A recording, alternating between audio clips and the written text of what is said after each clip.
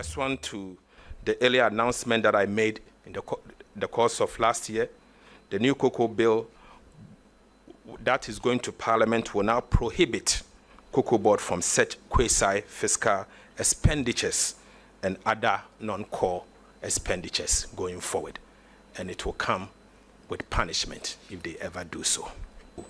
Cabinet also directed the Attorney General to commission concurrent forensic audit and criminal investigation into the activities of Cocoa Board over the last 8 years.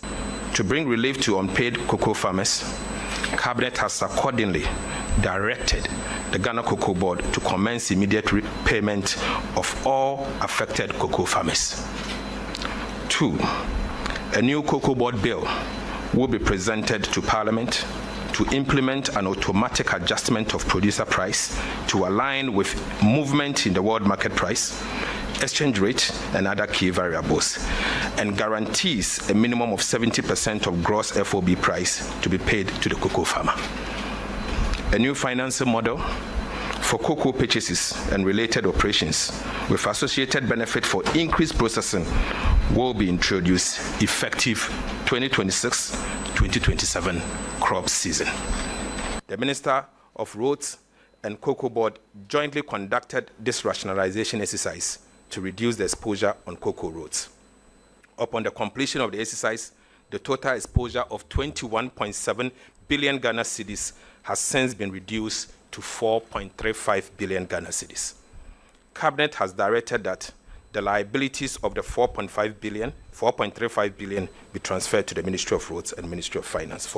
Cabinet also noted that road construction accounts for a significant part of the financial difficulties that Cocoa Board is facing at the moment.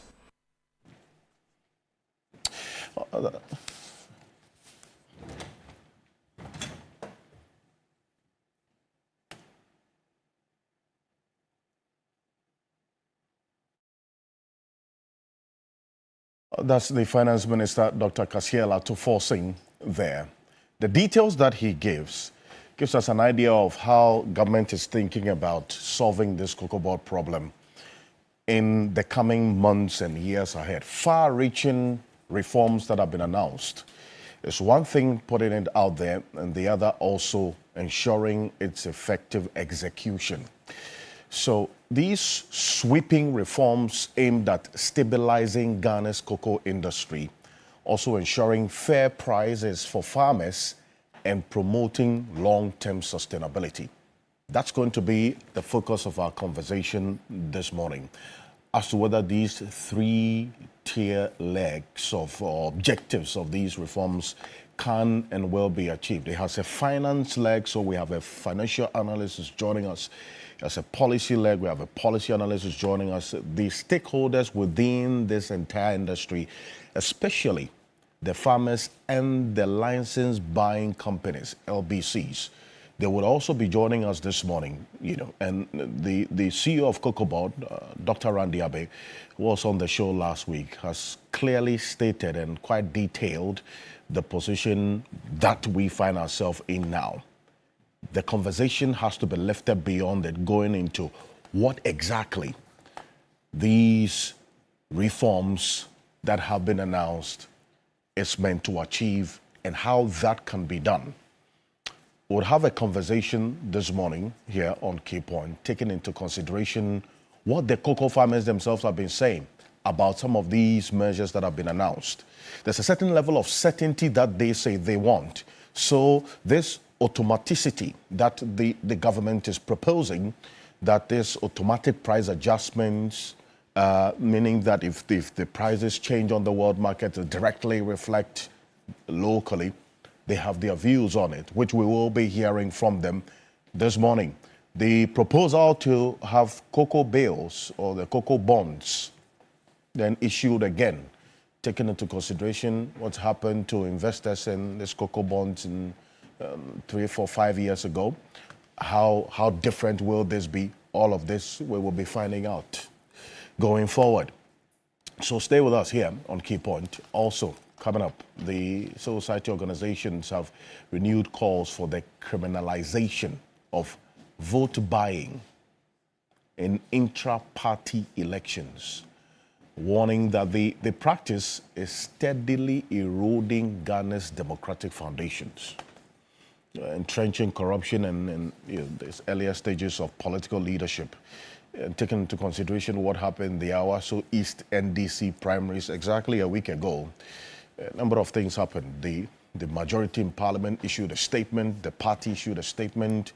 There was an expectation of a particular outcome. Well, the party set up a committee. The committee thought otherwise because of some limitations that they acknowledged. But beyond that, what next?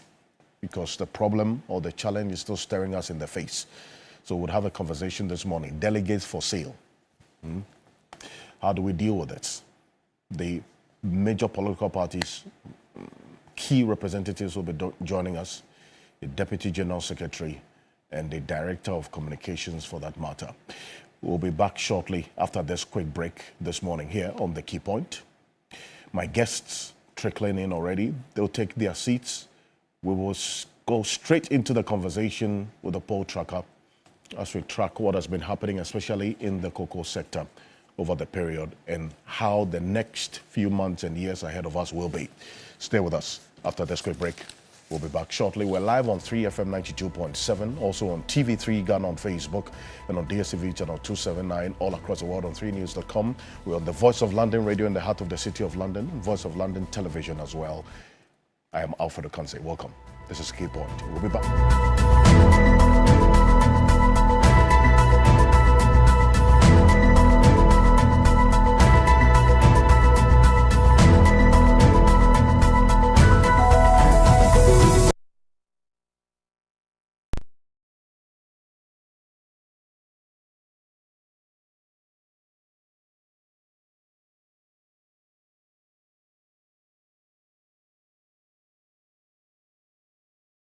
With stunning self-love gold from 8th to 14th. Say yes with our promise of gold deals. Honor family, friends and special people.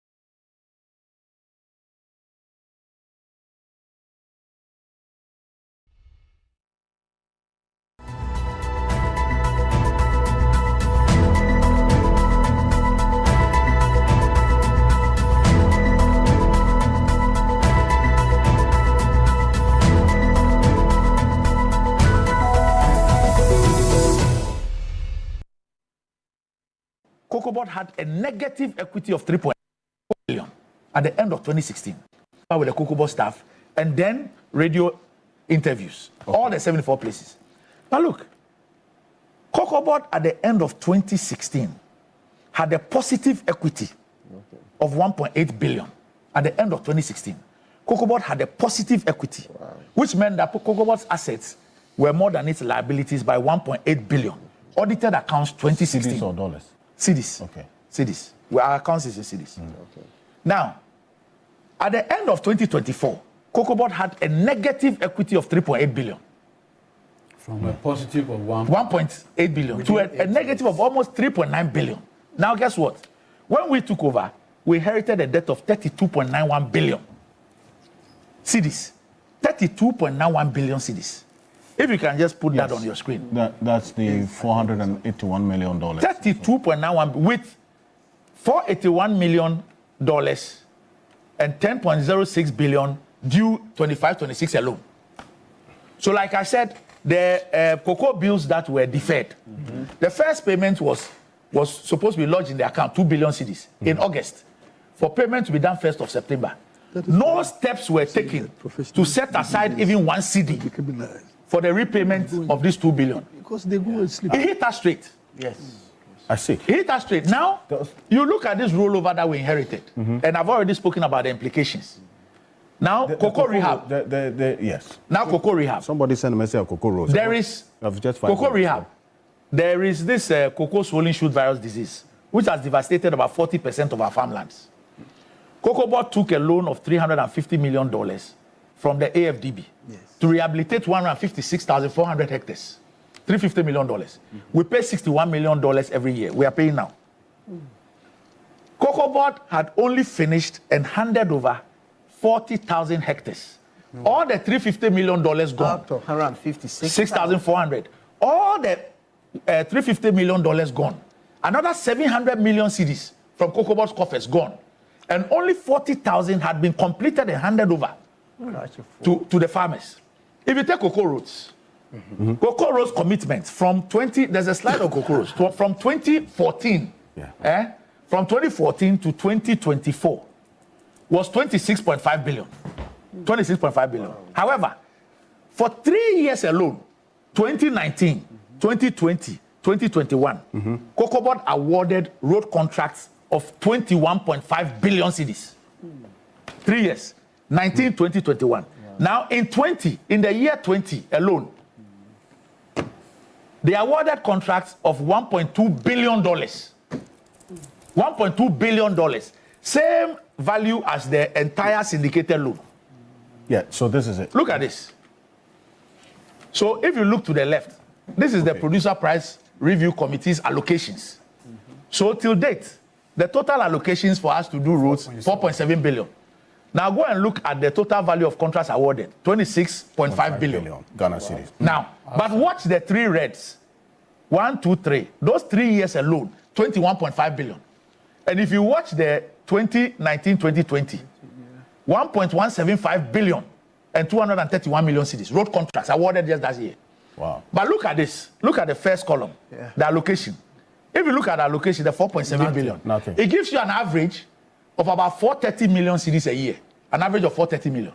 Then, so if you get an allocation of an average of 430 million, and you award contracts of 21.5 billion, what you're essentially saying is that it will take you 47 years to pay. Yeah. Meanwhile, you sign these road contracts to be executed between 24 months and 36 months, and said that once these contractors finish and they issue their certificate, you, Cocoa Board, you have 90 days to pay, failure which will attract interest. Who does this? So what are you going to do? Who does this? So who's going to be held accountable for all of this? Well, it's not for me. Yeah, you can go to the jute bags as well. You can go and check the jute bags, the jute sacks. The next thing. And the money paid to University of Ghana lands, the 12... $9 million. For how many acres? 12 acres. Can you imagine? Now, these are jute sacks. If you look before the 22 season started, Cocoa Board had 94,000 bales in stock.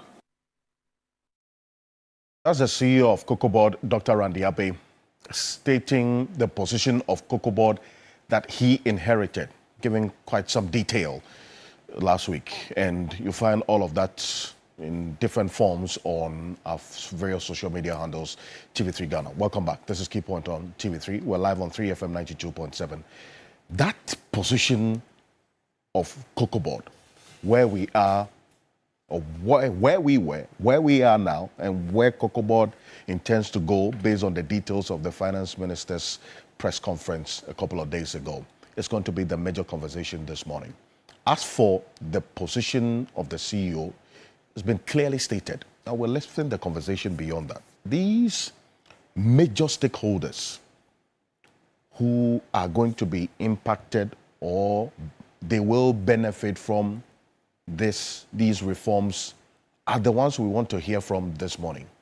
Beyond what the CEO has said, the minority in Parliament were quite clear in their words that they want government to answer for what is happening now and calling for heads to rule as well. They held a press conference just a few minutes after the finance minister, Dr. Kasiela Toforsin, put out a raft of these reforms that I referenced earlier before we start. I'm going to run through it in a bit. But let's take a listen to Dr. Mohamed Amin Adam, the immediate past finance minister, before we get into the poll tracker. It gives us an idea of how the way forward will be. Take a look. A bailout would have been necessary rather than reducing the producer price for cocoa.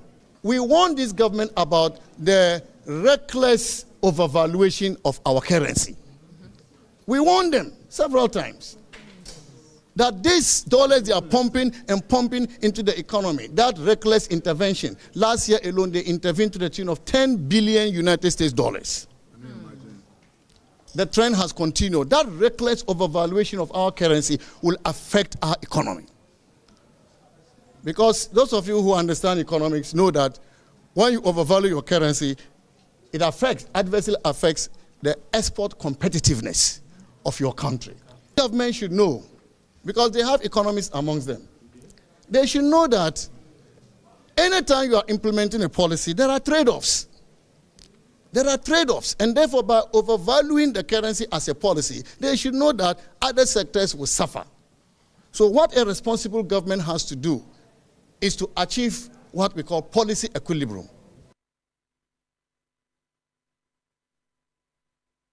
Well, so that's Mohamed Amin Adam there. He talks about a bailout instead of this decision to now review the prices downwards because of what's happening on the world market.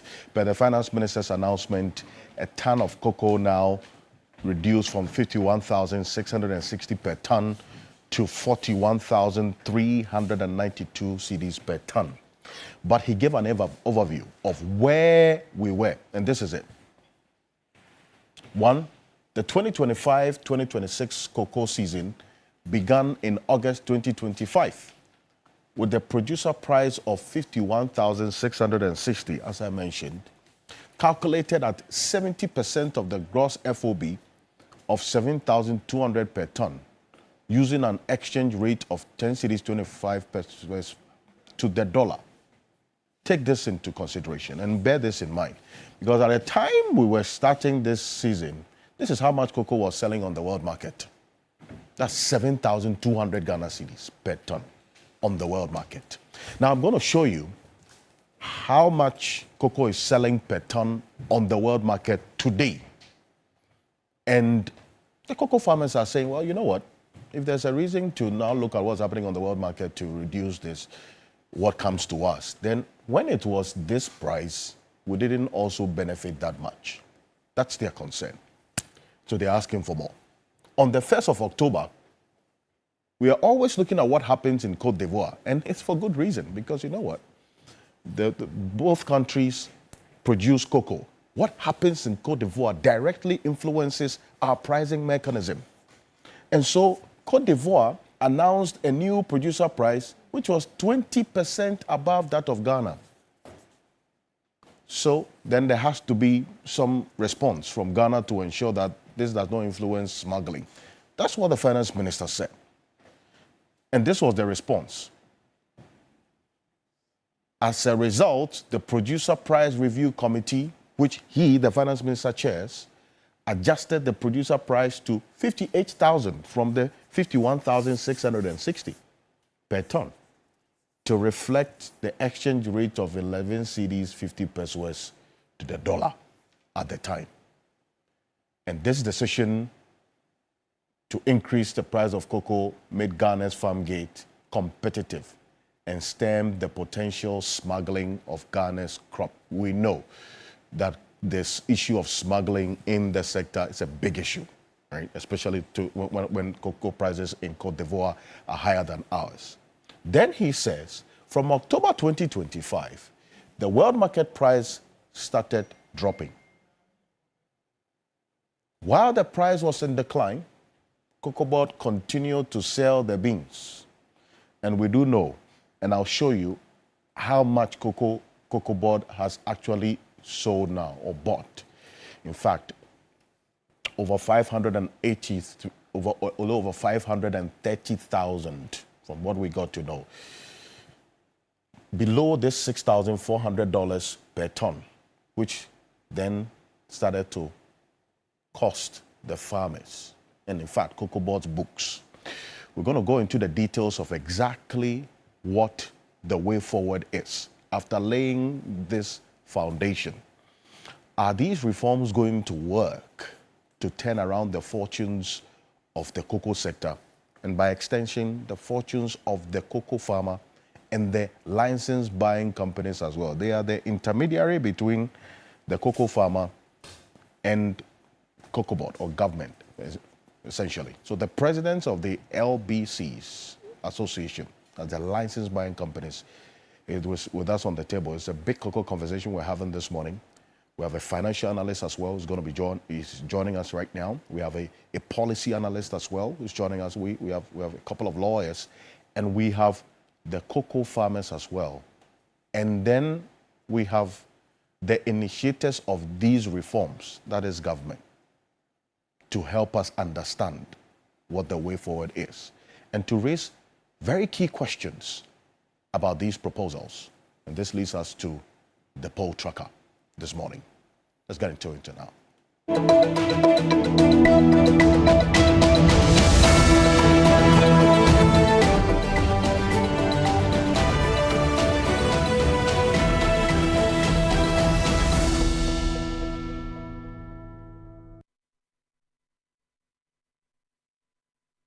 Here we are. This, according to what we have been looking at in Cote d'Ivoire, is the situation as we speak. When it comes to the global share of cocoa between Ghana and Cote d'Ivoire, 65%.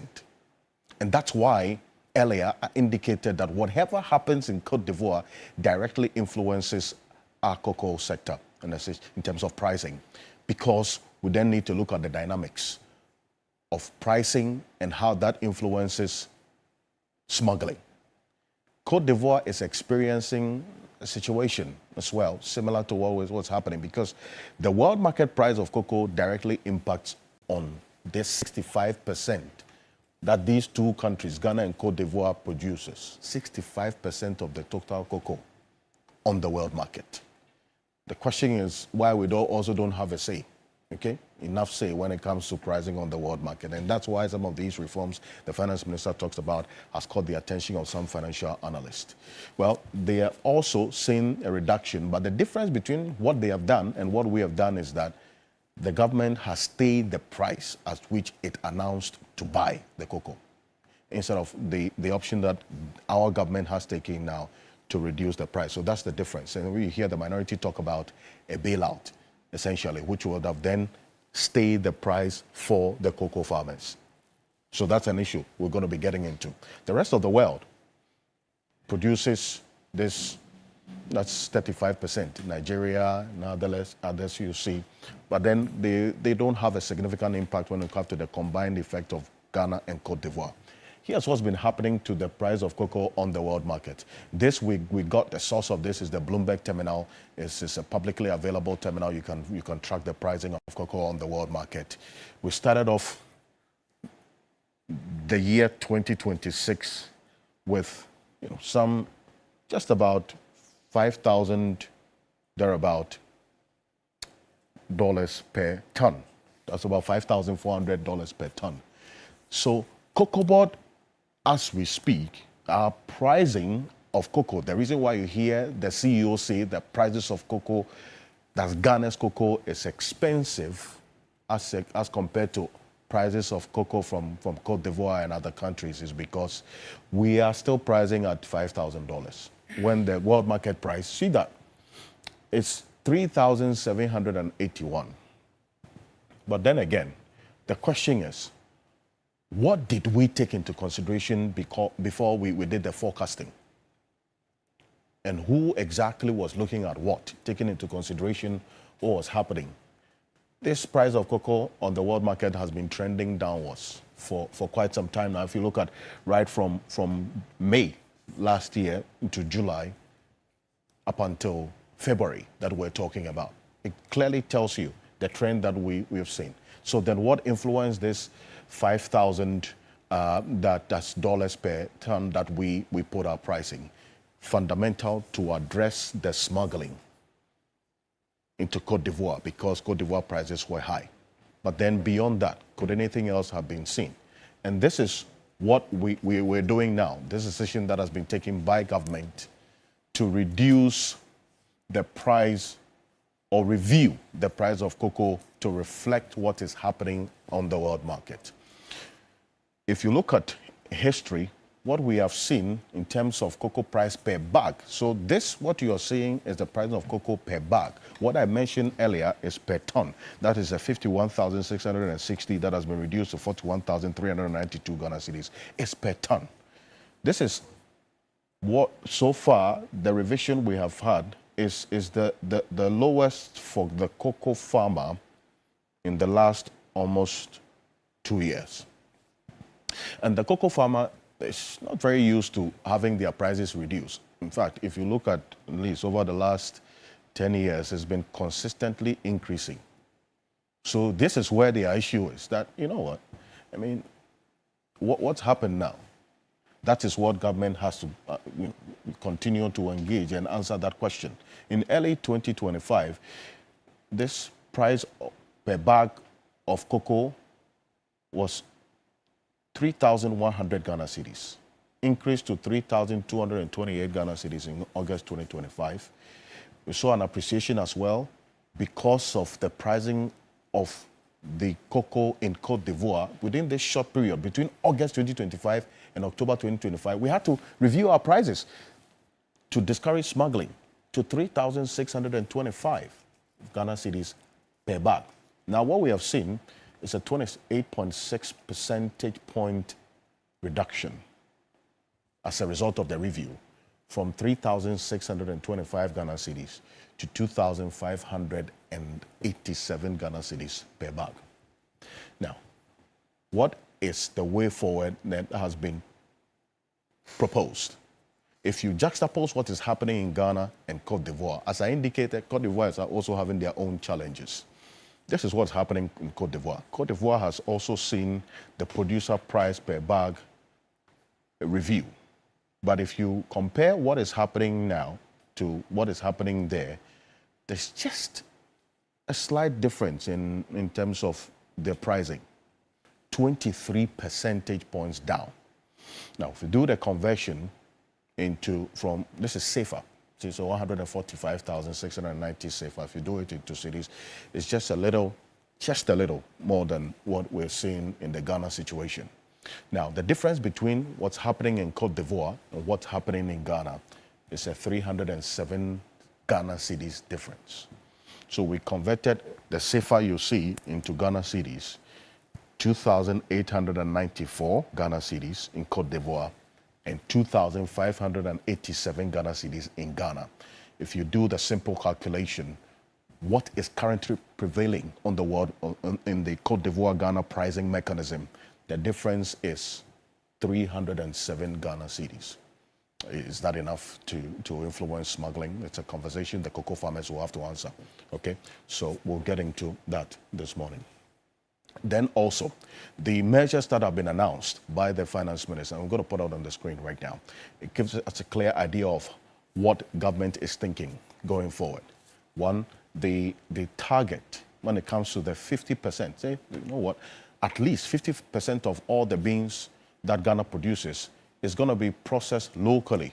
So we're going to see the revival of state assets of the cocoa processing company, CPC, and then also the produce buying company. Bear in mind, PBC has been on its knees for a very long time. Look, the workers are, at the time we checked, have not been paid up to up to date of the arrears. They are owed months of their salaries and allowances. In fact, some of the assets of PBC were subject of court cases and were supposed to be garnished or as it were, sold. So what is the plan to revive PBC, Cocoa Processing Company, as quickly as possible? I want us to take a listen to the finance minister talk about accountability. Okay, they're talking about the fact that with what has happened in the last 8 years, questions will have to be asked. We would hear from the finance minister, but beyond this, the minority is also talking about Cocoa Board, asking them to answer the specific questions about why we are where we are now, beyond what the CEO has been saying. This is Kojo Oponkroma at the press conference last week. Of course, you're a member of parliament. Take a look. The new managers of the cocoa sector have reset the trading program of Cocoa Board. We used to sell about 70% on forward sales and 30% on spot. They argued that that was an incompetent approach and decided to change it. And now they are selling about 70% on spot. That is why today, as prices have dipped, they are struggling and are saying that the price they had announced ends up being higher than the current prices on the market. That's number one. This action to announce a 28% reduction in the price amounts to a haircut of about 28% on close to 1 million Ghanaian cocoa farmers. Already, when you go into the cocoa growing areas, I was in my areas just a few days ago. A lot of young people are already not going into cocoa because they say the older folk who went into it, they don't see a transformation in their lives. It's left with the old, elderly, poor on the farms. When you do this, what is going to happen in subsequent years is that even those ones will not be going into the cocoa production.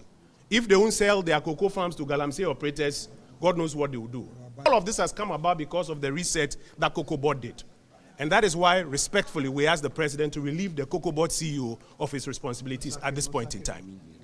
Number two, we are asking the government that in previous times when cocoa prices fell and the government absorbed the shock and protected the cocoa farmer, the NDC government should absorb the cost of what they have done and protect the cocoa farmer and restore at least the 3,625 that they promised. This 2,800 or so that they are promising is totally unacceptable. Already we are receiving messages from cocoa farmers who say that if this is what is going to happen, they are going to demonstrate in a number of these. And if they do, we in this caucus, we will join them on the streets to do this demonstration. We thank you for the time. So who bears the burden of why Cocoa Board is where it is now? Okay, somebody has to answer questions. The minority is pointing fingers at the government. The government says you over the last 80 years, you mismanaged the sector, so you have to also answer questions. We're going to look into exactly what the picture really looks like. Whose report will you believe? Well, going forward, this is it. What government has decided to do. There's a legacy debt of Cocoa Board, over 5.8 billion, which now the proposal is that the Bank of Ghana and essentially central government will absorb this legacy debt off Cocoa Board's books. There is the cocoa roads arrears of over 4.3 billion Ghana cedis as well, which central government, finance ministry has decided now that it will be transferred onto the books of the roads ministry as well, so that Cocoa Board's books will look good. And here's the reason why. These transfer of expenditure we are seeing. Because government intends to issue cocoa bonds or bills again. And bear in mind that this is a module that is not new. We have been issuing cocoa bonds or bills, over time. But then, as a result of the Domestic Debt Exchange Program, DDEP, that was embarked on, investors in these cocoa bills, unfortunately, had to take a haircut. And so, how attractive will these bills be? And what is government going to do differently to attract investors to invest in the new cocoa bonds or the bills that they intend to issue? That's why we have a financial analyst to help us understand what is going to be the way forward. It's important. Then also, government talks about the mechanism that they're going to use, employ, moving away from the old module of the syndicated loan to this new module of some level of self-financing with a revolving fund. The advantage we see is the spot sales that are yet to see the optimization of pricing. We see the automaticity as well that government is talking about, so that when there's a change in the price of cocoa on the world market, automatically we'll see a reflection of it locally. The cocoa farmers have their own view on this. Joining me in the studio right now is Joe Jackson. He's a financial analyst and the CEO of Dalex Finance. As I indicated, we want to have a broad conversation of what the way forward will be. Mr. Jackson, good morning. Thank you for joining us. Good morning, good morning, good morning. Also joining us this morning is Samuel Adimado. He is the president of the Licensed Cocoa Buyers Association of Ghana. The Licensed Cocoa Buyers Association of Ghana. Correct. You are an integral part of this entire chain, is it not? Just for the benefit of the uninitiated, what's the critical role of the LBCs in this? Yes, the LBCs basically interface between the farmers and cocoa board. So after the agronomic activities, right from the post-harvest level, we go in to mobilize the cocoa from the various hamlets and communities, aggregate it, maintain the quality, ensure that it is put into jute sacks. We move it to the districts where our depots are. So at the districts, then we invite quality control company to do the grading and sealing. Then we also ensure that it is transported safely into the various cocoa board warehouses at Tema, Takoradi, and Kumasi. So this is the core activity we do in addition to the documentations and then the traceability of the cocoa that we add on. Right on. Thank you very much for helping us understand the critical role that you play in all of this. Also joining us in the studio is the Director of Presidential Initiatives in Agriculture and Agribusiness. Cocoa is also an integral part of the work of this man that we're going to have join us. Dr. Peter Boama Otokono is Director of Presidential Initiatives in Agriculture and Agribusiness. Doc, good morning. Thank you for joining us. Good morning. And I'm happy to be with you. It's been a while. It's been a while indeed. But you are looking good. I can say same for you. and I see my uncle here. Indeed. He's a truant. Yes. He hasn't come back to our community anymore. Oh, really? Yes, I'm chastising him for neglecting his heritage. Oh, I see. You have to answer some questions in that regard. Well, the man you're hearing is Honorable Andy Apiakobi. He is the former member of parliament for the Asante Achim North constituency. And then also, he is a cocoa farmer. Yes. A cocoa farmer. So I invite him to my farm so that I will feel the impact of his agronomist credentials. I'll visit you very soon. Perfect. You have 50 acres, correct? Yes, I have 50 acres of cocoa. on one side and 20 on another. And 20 on the other side. Perfect. Thank you very much for joining us. Cocoa is not just an economic commodity; it is a political commodity as well. So, and a matter of policy. And so, Kofi Bentel is the vice president of Imani Africa. He's a private legal practitioner. He's also taking his seat right now, joining us. And also joining us is Martin Pebo. He's a private legal practitioner, a passionate Ghanaian, and a beneficiary of the cocoa sector. Yes. Council, good morning. Morning, Mr. Thank you for joining us. Morning. Good. Yeah, okay, so it's good to be here again, my usual rituals. Thank you, the good people of Ghana, for making this program your unparalleled and uncontested #1 program.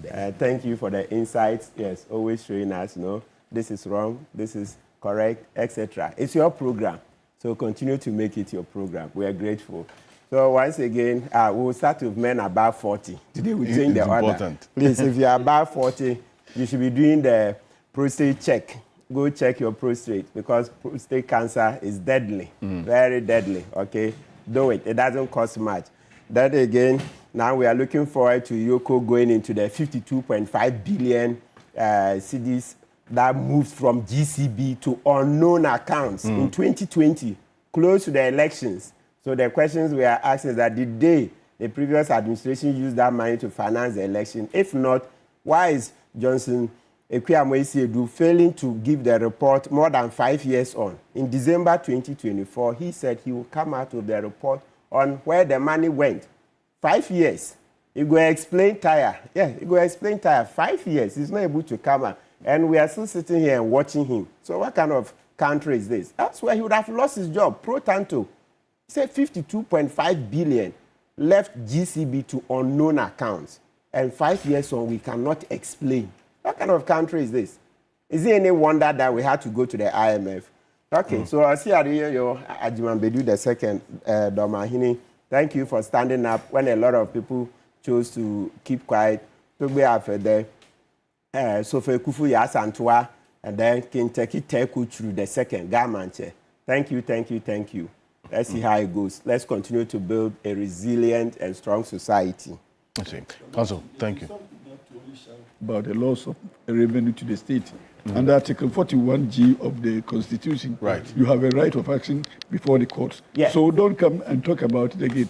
Let's come together and bring an action to ensure that we have resource. Let's see what Mr. Archer can do. Because, Kofi Afulu first took it to OSP, and we know how he had been playing soft on Akufo-Addo's appointees, etc. So Afulu has now taken a new petition to Yoko. Let's see what Mr. Raymond Archer can do, and then we will see. Indeed. Yes. Thank you very much. Thank you so much. And then we're monitoring the news of an early morning accident that occurred at Nsom Adwejuri at around 5:30 a.m. involving 8 vehicles. We understand a tanker is said to have exploded, causing several cars to catch fire. So we're keeping an eye on that as well. There was a quick response from the Fire Service and Ghana Police Service as well. So we're keeping an eye on that particular. Kofi Bentel is joining us, as I said earlier. This conversation is heavy on policy as well. The Vice President of Policy Think Tank, Imani Africa, is a private legal practitioner as well. Good morning. Mr. Good Bentel. morning. Thank you for joining us. Thank you for having me. Do you have a relative who's a cocoa farmer as well? No. I might not your Oh, okay. This is my relative who is a cocoa farmer. I come from a long line of Fanti gentlemen. A 4th-generation civil servants and people who stopped farming long ago. But my uncle was a farmer, but not a cocoa farmer. However, I have been, like you said, because it's a policy issue, we've done quite a bit of work on it, and we are not very favorable when it comes to cocoa board and the effect of cocoa board. All right. The interesting thing you find is that before the colonial people set up cocoa board, we had a whole middle class of Ghanaians who became rich, wealthy on cocoa. All right. And the idea was that cocoa board was going to mobilize them so that their wealth could be kind of targeted for national development. One of those outputs was the University of Ghana. So you could see what could be done when you mobilize that whole area. But unfortunately, if you look at the trajectory, since Cocoa Board was formed, Kwame Nkrumah made it, a central piece of our economy. The farmers' lots have gone down, and the state has basically benefited. If you look hard, you realize that cocoa farmers are amongst the most taxed workers in this country. From a period before independence when cocoa farmers were rich, and after independence, cocoa farmers became poorer and poorer and poorer and poorer. Today, I'm not sure if you can find anybody who can tell you that I am a rich cocoa farmer also. And recently, we did some work looking. He's rich, but not because of cocoa. We did some work, and it turns out that there are some very interesting cocoa farmers, educated, in fact, some chiefs and others who, in our view, without a cocoa board, they can organize themselves sufficiently, to mobilize the cocoa and market it. We need to rethink the cocoa board paradigm. Yeah, but by law, you are not allowed to. Well, that's the problem. When you make a law that stops somebody from achieving what is their highest potential, then that law is a problem.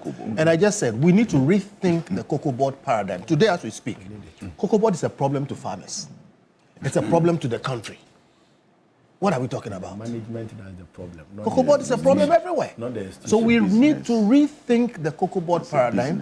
It's been over 50 years, and clearly something is wrong. Is it about the institution or the management of the institution? There are two different things. You see, we like to think in those terms, but we like to think in terms of paradigm.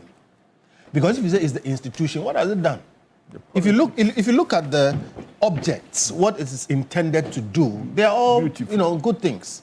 But good ideas don't implement themselves.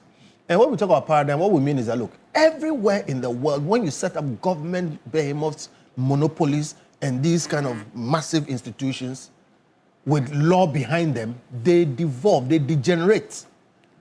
So what we need to do is, what are we trying to achieve? Mobilize cocoa farmers. Make sure they get the benefit of their own work. Make sure we also get the benefit of our own work. And clearly we are going down. Look, by our projections, in the next 5 years, because of Galamsey and a number of things, Ghana is going to lose its position as a second. Ghana will drop to like 3 or 4. As we speak, China is producing cocoa. All right? As we speak, there are all kinds of cocoa plantations. The whole idea of how to produce cocoa has changed. Ghana is one of the few countries that is still using the same methods that we used 100 years ago, which has an effect on the quality of our cocoa. But clearly, as we speak right now, we are going down on every level. Quantity, we are going down. Quality, we are going down. And we are likely to lose our place. So look, we need to rethink the cocoa board paradigm. We need to rethink our cocoa industry. We sat here, Ivory Coast came in, they did it differently. And now they are producing far many more tons than we are producing. We claim that ours is a better quality. But I can tell you right now, that premium, we are losing it. Some of the things going on right now, it is because we are facing competition across the world from places that we didn't know could produce cocoa and produce it to compete with us. So we are doing something wrong when it comes to cocoa. And I think Cocoa Board is in the center of that mess. I see. And well, is it the same position you're, Dr. Kabama? Absolutely not. I mean, a complete deviation. Actually, the problem of Cocoa Board was President Akufo-Addo becoming president and putting the kind of management. How is that possible? Yes, and I'm going to be very blunt on it because you see, it's not the institution and the framework that has been created to manage cocoa. It's the individuals who put in charge of cocoa the past 8 years. They have caused the mess, and we need to be very frank about it. You see, from 2017 to 2024, there was just a constant streak of losses that was made by Cocoa Board. And the losses was so huge that you couldn't imagine what was happening. And at the time, cocoa was doing well on the international market. So from 2021, let's say even from 2020, we made a loss of about 199 million Ghana cedis. The following year, 395 million Ghana cedis. The following year, 78 million. We went as high as 400 and something million Ghana cedis. Wait. Now, what's the source of those? No, this is Cocoa Board data. This is Cocoa Board data. So you can the losses that Cocoa Board are posting. Yes. This is cocoa board data. From which year exactly? From 2021, 199 million cedis. Okay. 2022, 395 million cedis. 78 million 2023. Then 275 million. Then 426 million. And so it's been constant streak. So you would recall that somewhere between the 2022-2023 season, when we did the cocoa bills restructuring and under the DDEP, and the payments for those bills that were due were moved from beyond 2024, 2025 to 2028. They came out and said that they've chalked a profit of about 2.3 billion. You remember that? Yes. And that was the only artificial calabule profit. What do you mean? That was announced at the time. And so that was the only time that they announced something different apart from losses. And so it's been constant mismanagement, constant underperformance in the past 8 years. And that is what has brought us this far. We lost, because of this mismanagement, we lost our cocoa syndication. We couldn't go to the market. It collapsed completely. And obviously that was what led to the restructuring in 2023. There were other issues that has to do with just over procuring things that were not needed. In fact, the last 8 years, the agronomic responsibility of Cocoa Board was completely ignored. You know, Cocoa Board has two responsibilities: the agronomic responsibility and the economic responsibility. So they are supposed to help the farmers to be more productive, to produce more, to be more efficient. In the last 8 years, the activities that we have done in the past to support the farmers, like the free fertilizer, the spraying exercise, and even the extension services that is offered to the farmer, was completely taken away.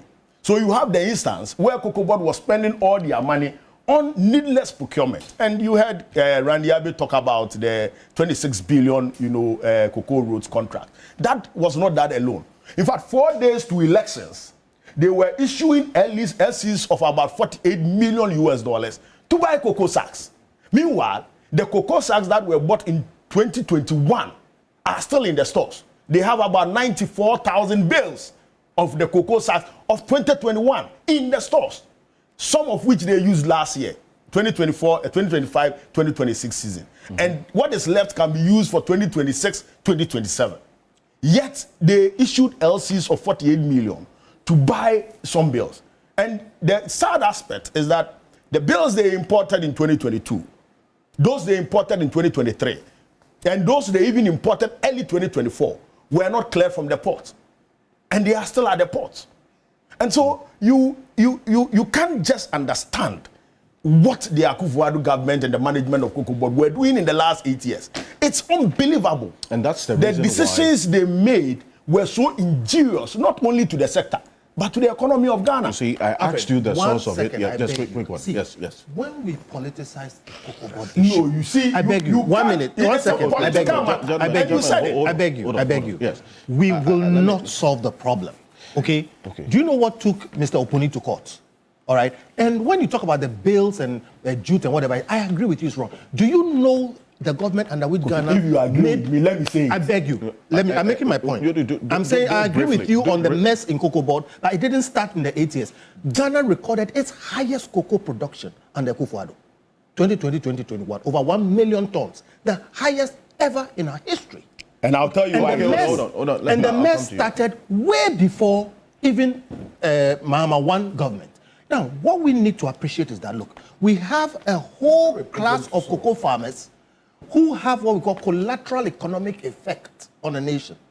And we need to look at them as a special group. If there is going to be any welfare, we should target it at them. How many of us here didn't benefit from cocoa scholarships? The point is this: deal with the problems. I will agree with you if you find the people who imported those bills and lock them up. Yes. Okay? And the people who did fertilizer deals in the previous government and lock them up.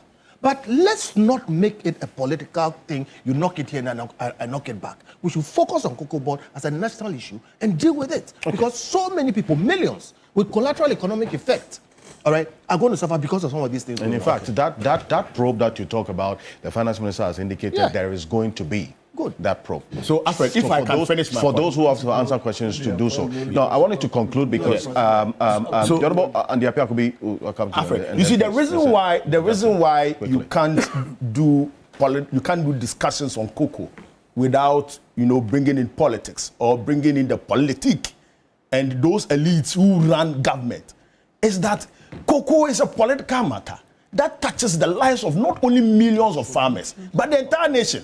And that is why I am not worried the MPP did the press conference they did last few days. But I am heavily worried because they had to say the things they said after the mismanagement and how they managed Cocoa Board in the past few years. I've had to bring all these things in because the opposition are speaking and they are making noise and they caused this mess.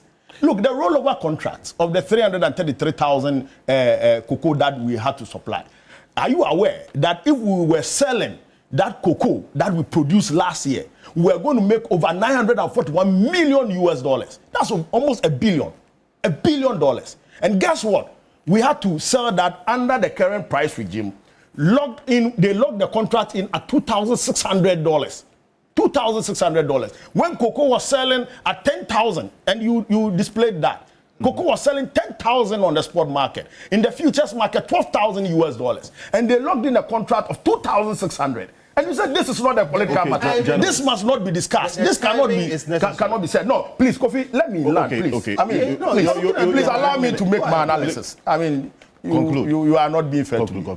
So these are issues that we have to talk about. And look, you cannot talk about the reforms and the resetting we are putting in place if you do not discuss this and let people appreciate what we are going through. These are very difficult times. And so last year, we have had to buy cocoa at the current prevailing price and sell it at $2,600. Those losses, who are going to pay for it? Almost $150 million US dollars. Who is going to pay for it? No, so what went to beyond that? You took that decision for a reason, okay? And why you are actually having to price, or we are pricing our cocoa beyond the world market price. The objective was one to tackle the matter of smuggling, is it not? So it's a different matter. I'm talking about a completely different thing. The forward contract that was signed by the MPP signed the contract at $2,600. So you didn't have a choice. Now, the decisions we made on pricing last year was not only to deal with smuggling. We realized, in fact, this is the first time in the history of Ghana that we have changed cocoa pricing midstream within season. And we have done that 3 times. So we announced 3,225. I think that was 4th August. When we did that announcement, we realized that the exchange rate had depreciated a little bit from the 10.5 to $1 in August to about 11.5. And so we had to make that adjustment. Actually, the adjustment was made because the government wanted to be true and fair to the cocoa farmer. Well, the not because we wanted to deal with the issue of smuggling. What I read was a direct quote from the finance minister's statement. He specifically indicated on Thursday that this change in price within this short period that we saw was as a result of what was happening in Côte d'Ivoire. And so there had to be a quick increase to address the matter of smuggling. That is... Yes, no, he said that, but you see, that dealt with the matter and helped us to rake in even more cocoa within the period. But I'm saying that it was not the only reason. We wanted to be true and fair. In fact, look, no government has been true and fair to the cocoa farmer like we have done in the past year. And we are doing so because we want the cocoa farmer to get the full benefit of what they are supposed to get. Indeed, until 2025, we were not paying more than 70% of the FOB price to any cocoa farmer. In 2024, when the MPP announced the 3,000 Ghana cedi per bag, they told us that they were paying 2,600, they were paying 3,000 because they want to do 76% of the cocoa price. At the time, they had signed a forward contract of about 3,200.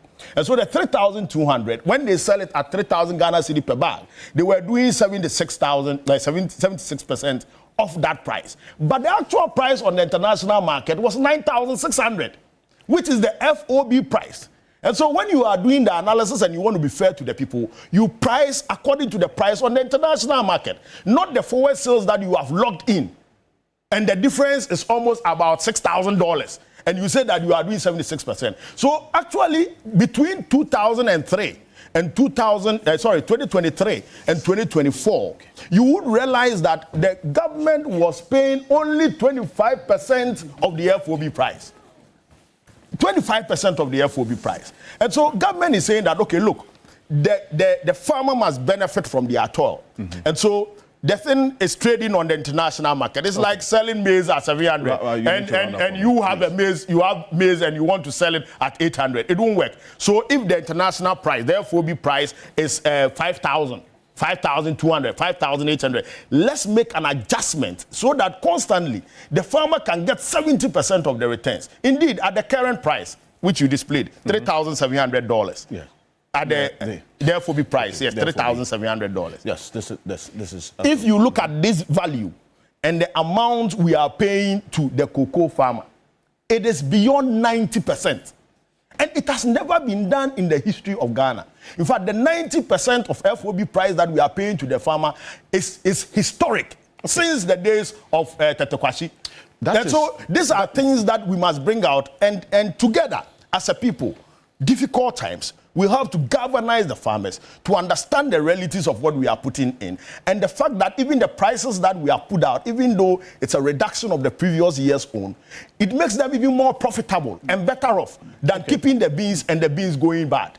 But for you, cocoa farmers, and for us as farmers, you're a politician as well, just economic to do politics. We are interested in revenue from our labor. So when you are talking about figures and you are saying that 2,700 or so, 2,500 is better than 3,100, nobody as a farmer will agree with you. But the problems of cocoa board is historic. So I don't agree with you that it started from 8 years ago. No. Well, there was a component called stabilization fund of all the calculations. And that was supposed to ensure that there is continuity and also value stability along the chain. From Nkrumah's time up to now, we were supposed to have built enough funding to be able to cushion up all these to avoid syndication and all that. So for me, the moment we started looking for funding to support the cocoa sector, I knew that the policy had failed, because from inception, and cocoa board is almost 80 years now, and 80 years of running an industry, we haven't been able to even build enough resources to be able to cushion the industry for even one season. By now, we should have a buffer of resources that could even cushion us for 10 seasons from 80 years. Yeah. And it is not all about mismanagement. It's also about government influence. Exactly the point. If you start from the First Republic down to the Fourth Republic, you see governments moving to cocoa board for funding to support budgets, national budgets. And that cannot be sustainable. So anytime cocoa board gathers some funds to insulate the industry, government comes and does cool chop money. They pick it up. So we were teaching officials in cocoa board that if you aggregate, they will come and take. So you better not keep. And they started helping themselves with the funds that are supposed to insulate the industry against these fluctuations.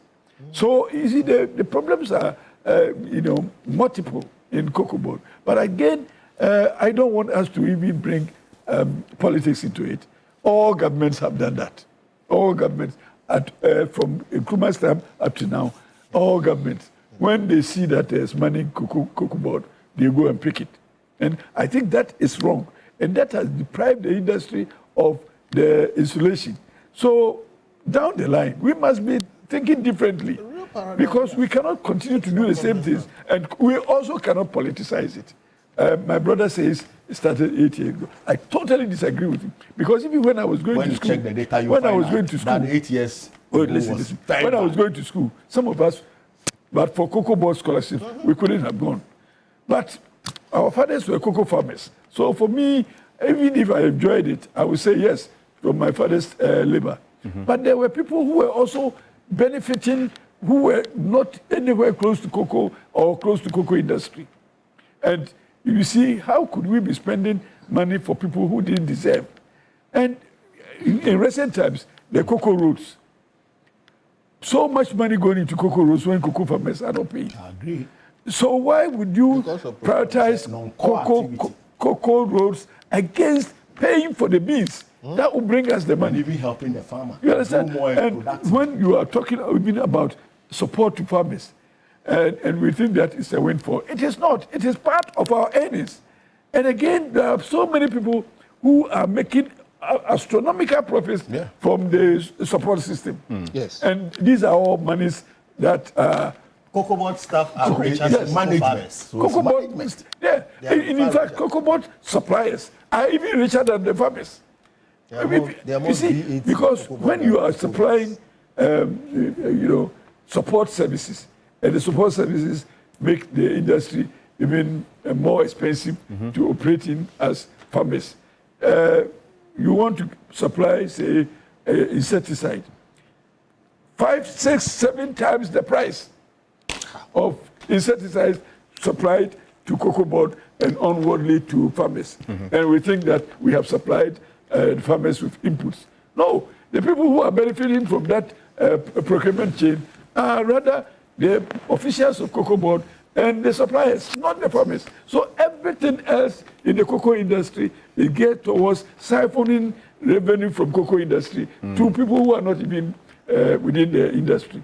So I think that if we want to solve the problems, we leave politics out. Cocoa farmers are not interested in politics. I don't understand why you keep on saying leave politics out. You have set policy. It's the politicians that set the policy. They make the decisions and manage the institutions. When you're talking, I was here. It's a very effective assertion. Hold on. Fortunately, I don't think like you. And when I have the platform, I expect very sorry. You are my one.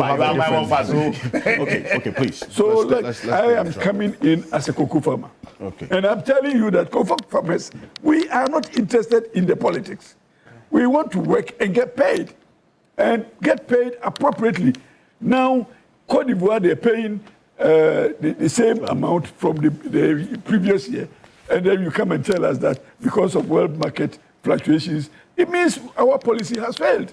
So you are explaining that to us. And now, the officials of Cocoa Board, they have not reduced their earnings. How could you reduce mine and you continue to? And some of them are even benefiting from increased, salaries and new cars. And we cannot get it. And you say that it is supported by policy. What kind of policy is that? So I'm saying, I'm talking as a cocoa farmer. Okay. We are interested in making sure that we stabilize our incomes. And it is not fair when next door they've been able to stabilize their incomes, and here we have to lose. And when we are losing, other people in the same industry are gaining. And you want cocoa farmers to applaud you? No, we won't. Well, I would find out from you, Dr. Tukonas, and that's why I bring in Mr. Jackson, as to why the option of a bailout wasn't taken. It's a question government has to answer. He will answer that. But then if you look at this, okay, the story should have been different, is it not? I mean, 65% combined strength in terms of the total cocoa production on the world market. But then again, we're having to grapple with all of these issues of how the impact of cocoa pricing on the world market would have on our local situation. That's why we're where we are. You know, this 65%. The total global value for the cocoa market is $142 billion.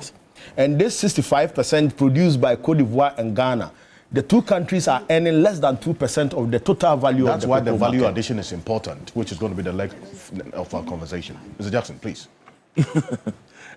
I've actually enjoyed listening to the conversations going on, and it will be interesting, Uncle Kofi, to explore some of what you're saying. And I want to start with him. The truth of the matter is that Cocoa Board was set up, right, to provide forex to the country and to ensure ownership of cocoa to Ghana. Now, that role has always been there. And that's why each year it is Cocoa Board that the funds that come from Cocoa Board that determine what the value of the CD is. Now, if we give that up, the danger here is that it's going to go to the foreigners. Exactly. No. That's why I said this will be a debate. And the challenge I have now is that we're about to enter 6th March. I'd like to pose a question. How much of Ghana's economy do we own? Yeah. And that's a whole debate we should have. The worry is that I do identify with you clearly. My position is that government institutions tend to destroy value over time. What has happened? Cocoa Board has destroyed value over time. To be fair, previously, when there's money, right, government step in and take the money. The difficulty is that over the last 8 years, even when there was no money, government still took the money away. And so some part of what Dr. Otukon is saying has to be dealt with. Some of us started crying wolf about Cocoa Board years ago. 3-4 years ago, we were crying. Why should Cocoa Board employ 2,000 more people? Why should Cocoa Board be making the losses? Why is Cocoa Board not publishing its accounts? And we made these issues over and over again. Nobody listened. Yeah. Unfortunately, at this moment, we are caught between a rock and a hard place. What's the rock? Cocoa Board has been so badly mismanaged that it cannot continue as it is. Really.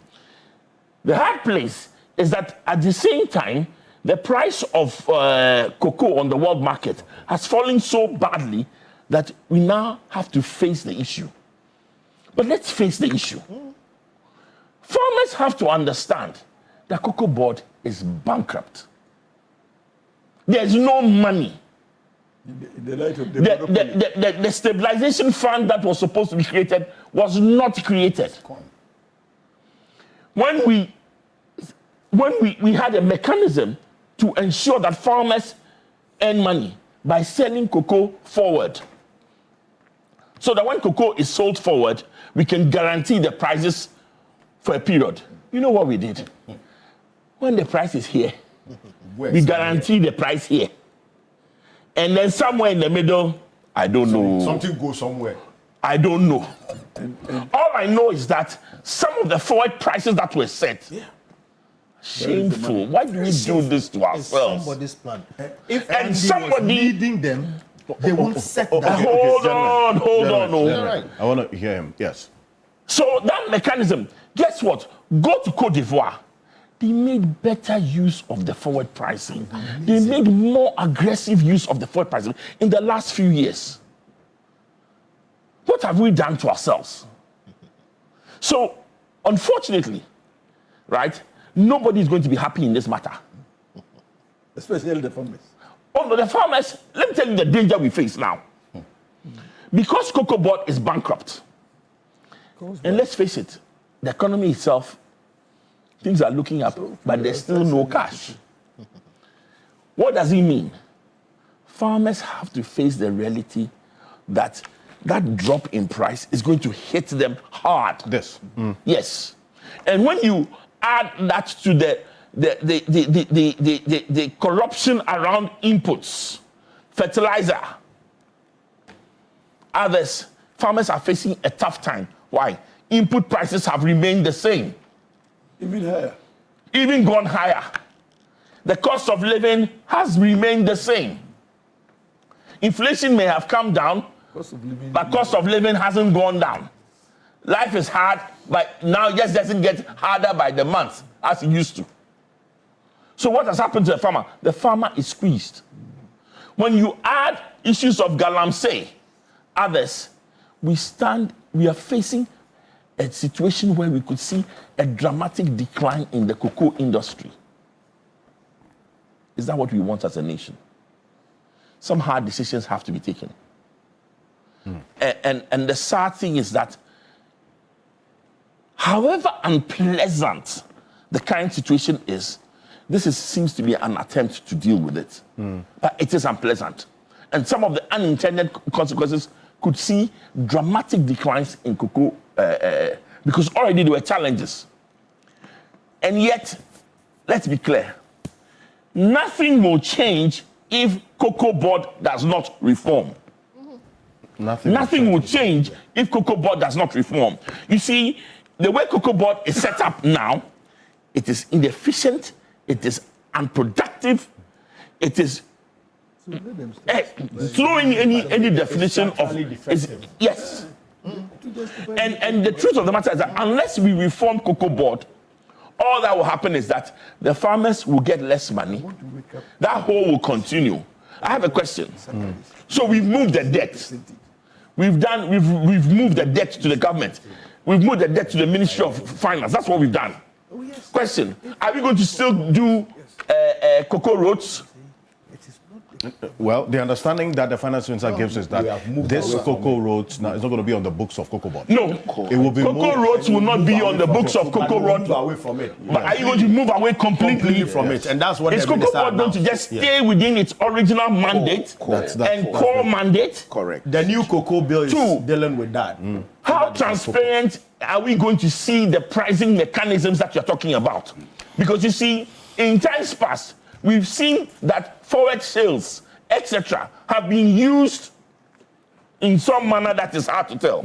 Today, now you tell my brother here that you are going to index his price that he's going to receive to the pricing mechanism.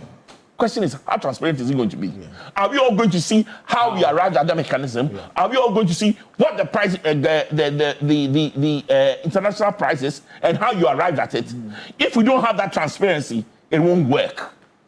Are we all going to work together and come to those? It's not about, you see, somebody has to, you see, transparency, you see, anywhere and work the figures. When we sold cocoa, when price of cocoa was upwards of 8,000, we sold forward at 2 something.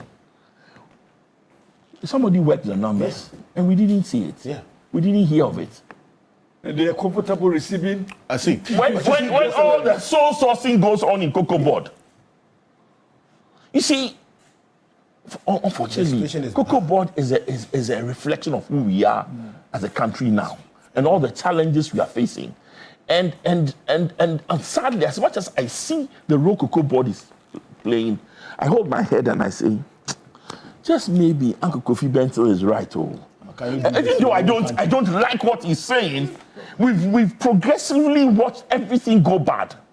How can you guarantee that Cocoa Board will remain transparent even for the next 5 years? I'm not talking about the next 3 years. The next 3 years, maybe there's a regime in power that seeks to change things.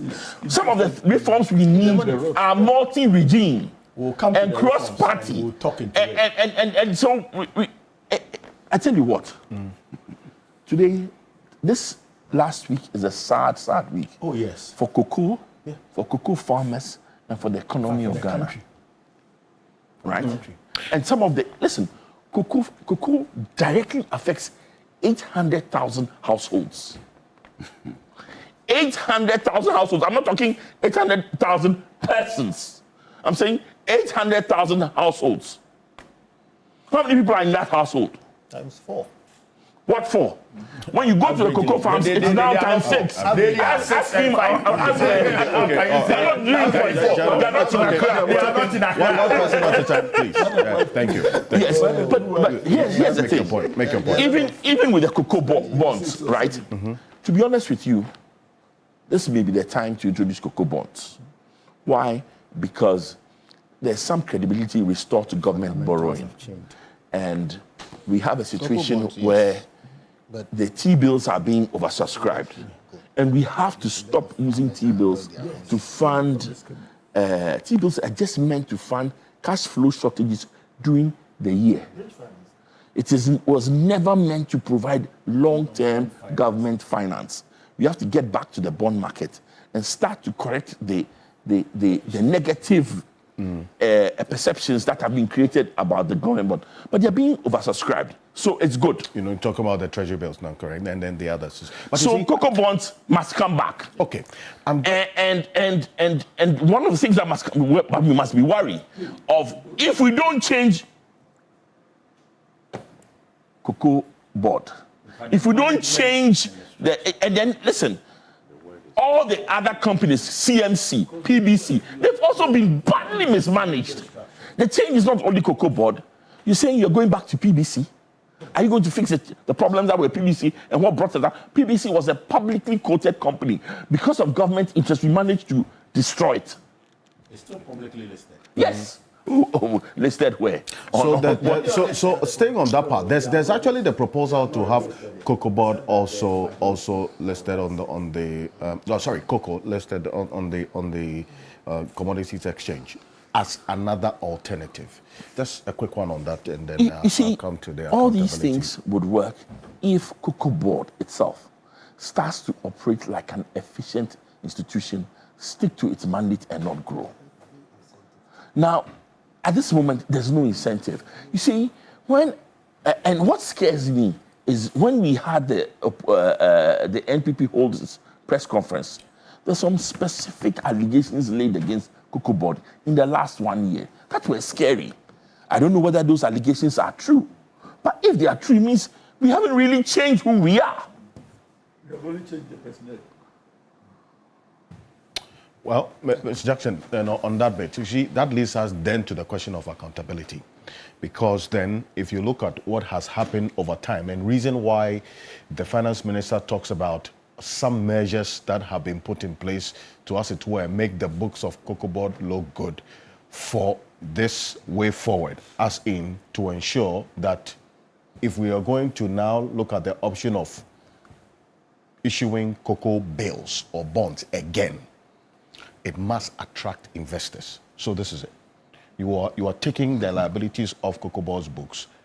Central government, Bank of Ghana, Roads Ministry absorbing it, so that if you go on the market again, that fear that you have at least will be addressed. But Loyamatic people, before I come to you, Samuel, Loyamatic people, that also then brings in the question of accountability, because someone's decision led to these losses and the situation that Cocoa Board finds itself now, is it not? Yeah. How deep should this question of accountability go, especially in looking at addressing the current state of affairs of Cocoa Board as we speak? Council. Yeah, so it should be a root and branch approach. Yeah, root and branch, because you can see that Cocoa Board itself, at the time they were leaving, was a crime scene. Because how do you issue LC for jute bags to the tune of $48 million at the time you are exiting, when you had a huge stock? Yes, that's what the previous MD did, right? $48 million when midnight contract, you've lost an election, exit honorably, yet you keep on issuing more contracts because of no curfew, probably, because otherwise it doesn't make sense. It's not as if the stock had dried up. They had huge stocks, and yet this MD would insist on issuing an LC at a point they were exiting. That's what I'm saying, midnight contract. So I'm happy that yesterday, I think in the news, they said the matter has been reported to the AG to see to investigations, right? So that we can hold them accountable. Kofi says we shouldn't, and there's an honorable appeal. When you say we shouldn't politicize this matter, I struggle to understand what you mean. How can you deal with this matter without politicization? It's politics, so you call it by its name. The moment you begin to look for euphemisms, etc., you are getting nowhere. A problem well diagnosed is half solved. Let's stop this thing. People dealt with that badly. We would mention their names. That is the name of the game. And they say that it's because of mischief that everybody has a name. So if you've come and you are issuing a contract midnight for $48 million, what's the name of that MD? We would mention. Anybody who thinks that's politicization, that's that person's cup of tea. You can choose not to mention the person's name when it's your turn. But you can't sit here and say that it is politicization. What do you mean by it is politicization? You must, no, but before you prosecute, you must first beat the matter here. You have to beat it here. No, you would beat, yeah, so deal with it. Let me listen to, Council, gentlemen, please. No, please. Gentlemen, hold on. Dr. Tokuno, please. Your microphone is off. Honorable Apia Kubi. Thank you, gentlemen. Please, let Lawyer Martin, I'll come to you. No. Council, yeah, so the previous MD, is that Bwahi Edu? Yes. Bwahi Edu must be hauled. He must answer why he was doing midnight contract. If you lost an election, shamefully, go home. You are mismanaging, and yet that's the time you were issuing contract. That's the time you were issuing calls. So why hold on, we will please. mention his name. If Kofi doesn't like it, well, that's his cup of tea. No, because we have to talk. Because yes, to my conversation to raise this issue. To answer, but if you want the politics, since you brought it will always be politics. Okay, thank you. Is dead. You cannot kill cocoa board and let the elite cocoa farmers. I know about 1,000 of them. Let them run it. Thank you very much. Thank you. Gentlemen, as long as sitting in air-conditioned offices running from Accra. Come and deal with him. Yes, I agree with you. Hold on to that point. So why he do? Wherever you are today, we are mentioning your name here. You would have to answer for your 48 million LC when you had shamefully lost an election and you were asked to exit. You would answer. That's it. Now, go to number 2. Yes. You see, so as we're dealing with accountability, there's this point we must bring in as we go on. I hear people talking about, yes, we'll reform the management, etc. There's this interesting bit of Cocoa Board's the history. You know, at a point, Kwame Nkrumah wanted higher prices. You see the silos in Tema, etc. Yeah. Then he built them because he intended to hoard about 200,000 metric tons of cocoa. He wanted to manipulate the prices. The farmers were upset, and the World Bank, you know how these Bretton Woods institutions, the moment we want to get out of their control, they will find everything to come and criticize us. So the World Bank say, oh, no, it's not doable. Of course, is it any wonder that America sponsored Kwame Nkrumah's overthrow, then it left. So let's bring it in. So the matter of management, we've been trying. It's not as if we never tried. Kwame Nkrumah saw the problem, and he thought that, okay, if he can hoard cocoa, prices will go up. So he built silos. They said we spent about $8,500,000 building the silos. They became a white elephant, right? Yes, so let's learn from our history. So it's not just about changing management. It's also about prosecuting the offenders. So Boahin Edu must answer. Look, if appear could be your case is that Opuni's case must go back to court, why not? Of course. When someday you come back, criminal cases have no expiry date. If you have evidence, because that's the name of the game. Because listen, before, as Opuni's case was in court, etc., I know people who saw the dossier and said that Opuni's charges were politically motivated. And it wasn't long, we caught the Attorney General on tape confessing that Ekufuado and Oforiata were on his neck, saying they should get Atufosin jailed, etc. Okay, look at ACMS case. ACMS case, the same thing. Yes. Okay. So when you come, I'll be your cheerleader if only you have evidence. When you come back someday, if you have evidence, I'll be here to support you. That go back and arrest those people and go back to court. Right? Yes, that's for those that, there is a difference between withdrawal and nulli prosequi. Nulli prosequi, you can go back. But when you say withdrawal, they are taking carton. So I don't remember which ones are pure nulli prosequi and the other one. But granted that Opuni's own is one that is pure nulli prosequi, and so you can go back. If you have the evidence, go and let's see. Because I have seen credible people who saw the dossier and saw that this was just a witch hunt. Okay? So if you have evidence, when it's your turn, go back. But until then, today is Boahin Edu's head on the chopping board. Okay? Yes, we will mention it 1,000 times. That is how we will deal with it. Because if we don't start with the court of public opinion, how are we going to energize the politicians to take action? Otherwise, it will be you scratch my back, I scratch your back. So let's understand this. It's when the citizens understand what's gone wrong, then they show the furore, etc. Then it galvanizes the politicians to take action. So if you come and sit, you don't mention Ekufuado's name, you don't mention Boahin Edu's name, you've said nothing. Or even but exactly. Does the politician need any galvanization? Yes, they do. Why? If there is reason to prosecute or to investigate, go ahead and do it. I mean, why do I have to energize you? Politicians have always needed galvanization. See, let's not make the mistake. Even when you read about democracy, from ancient Greece, societies have always been like this. A lot of the time, see, when you look at the political system, don't forget that the politician has certain interests. He wants to win. So he's looking to the populace. What concerns them most, generally, there are exceptions. Right. So he would attempt to answer the needs, the concerns of the populace. So when the populace pay for the blood of somebody who issued an LC for $48 million midnight when he was supposed to exit. That is what the politician will tackle, because in the scale of preference, the citizens are saying that prosecute Boahin Edu. That's what he will tackle. So if you sit here and you know they follow public opinion, it's all about public opinion. That's where the politicians usually derive their legitimacy from. So if public opinion is that Boahin Edu must be prosecuted, then that is what they will deal with. Because, you see, and let's not forget, democracy is crowd wisdom. We all know that our politicians don't know all of it. So that's how come they will listen to all these programs and see what the populace are saying. So if the populace say is Boahin Edu the one prosecuted today, that is what the politician will pay attention to. So if you come and sit here, you say, no, don't mention anybody's name, don't do this. You've said nothing. Effective communication. Effective communication. Anybody who thinks by mentioning somebody's name, it is defamation, he knows where to go. That's why the law courts are there. You see. Okay. So let's get on with it, okay? Right.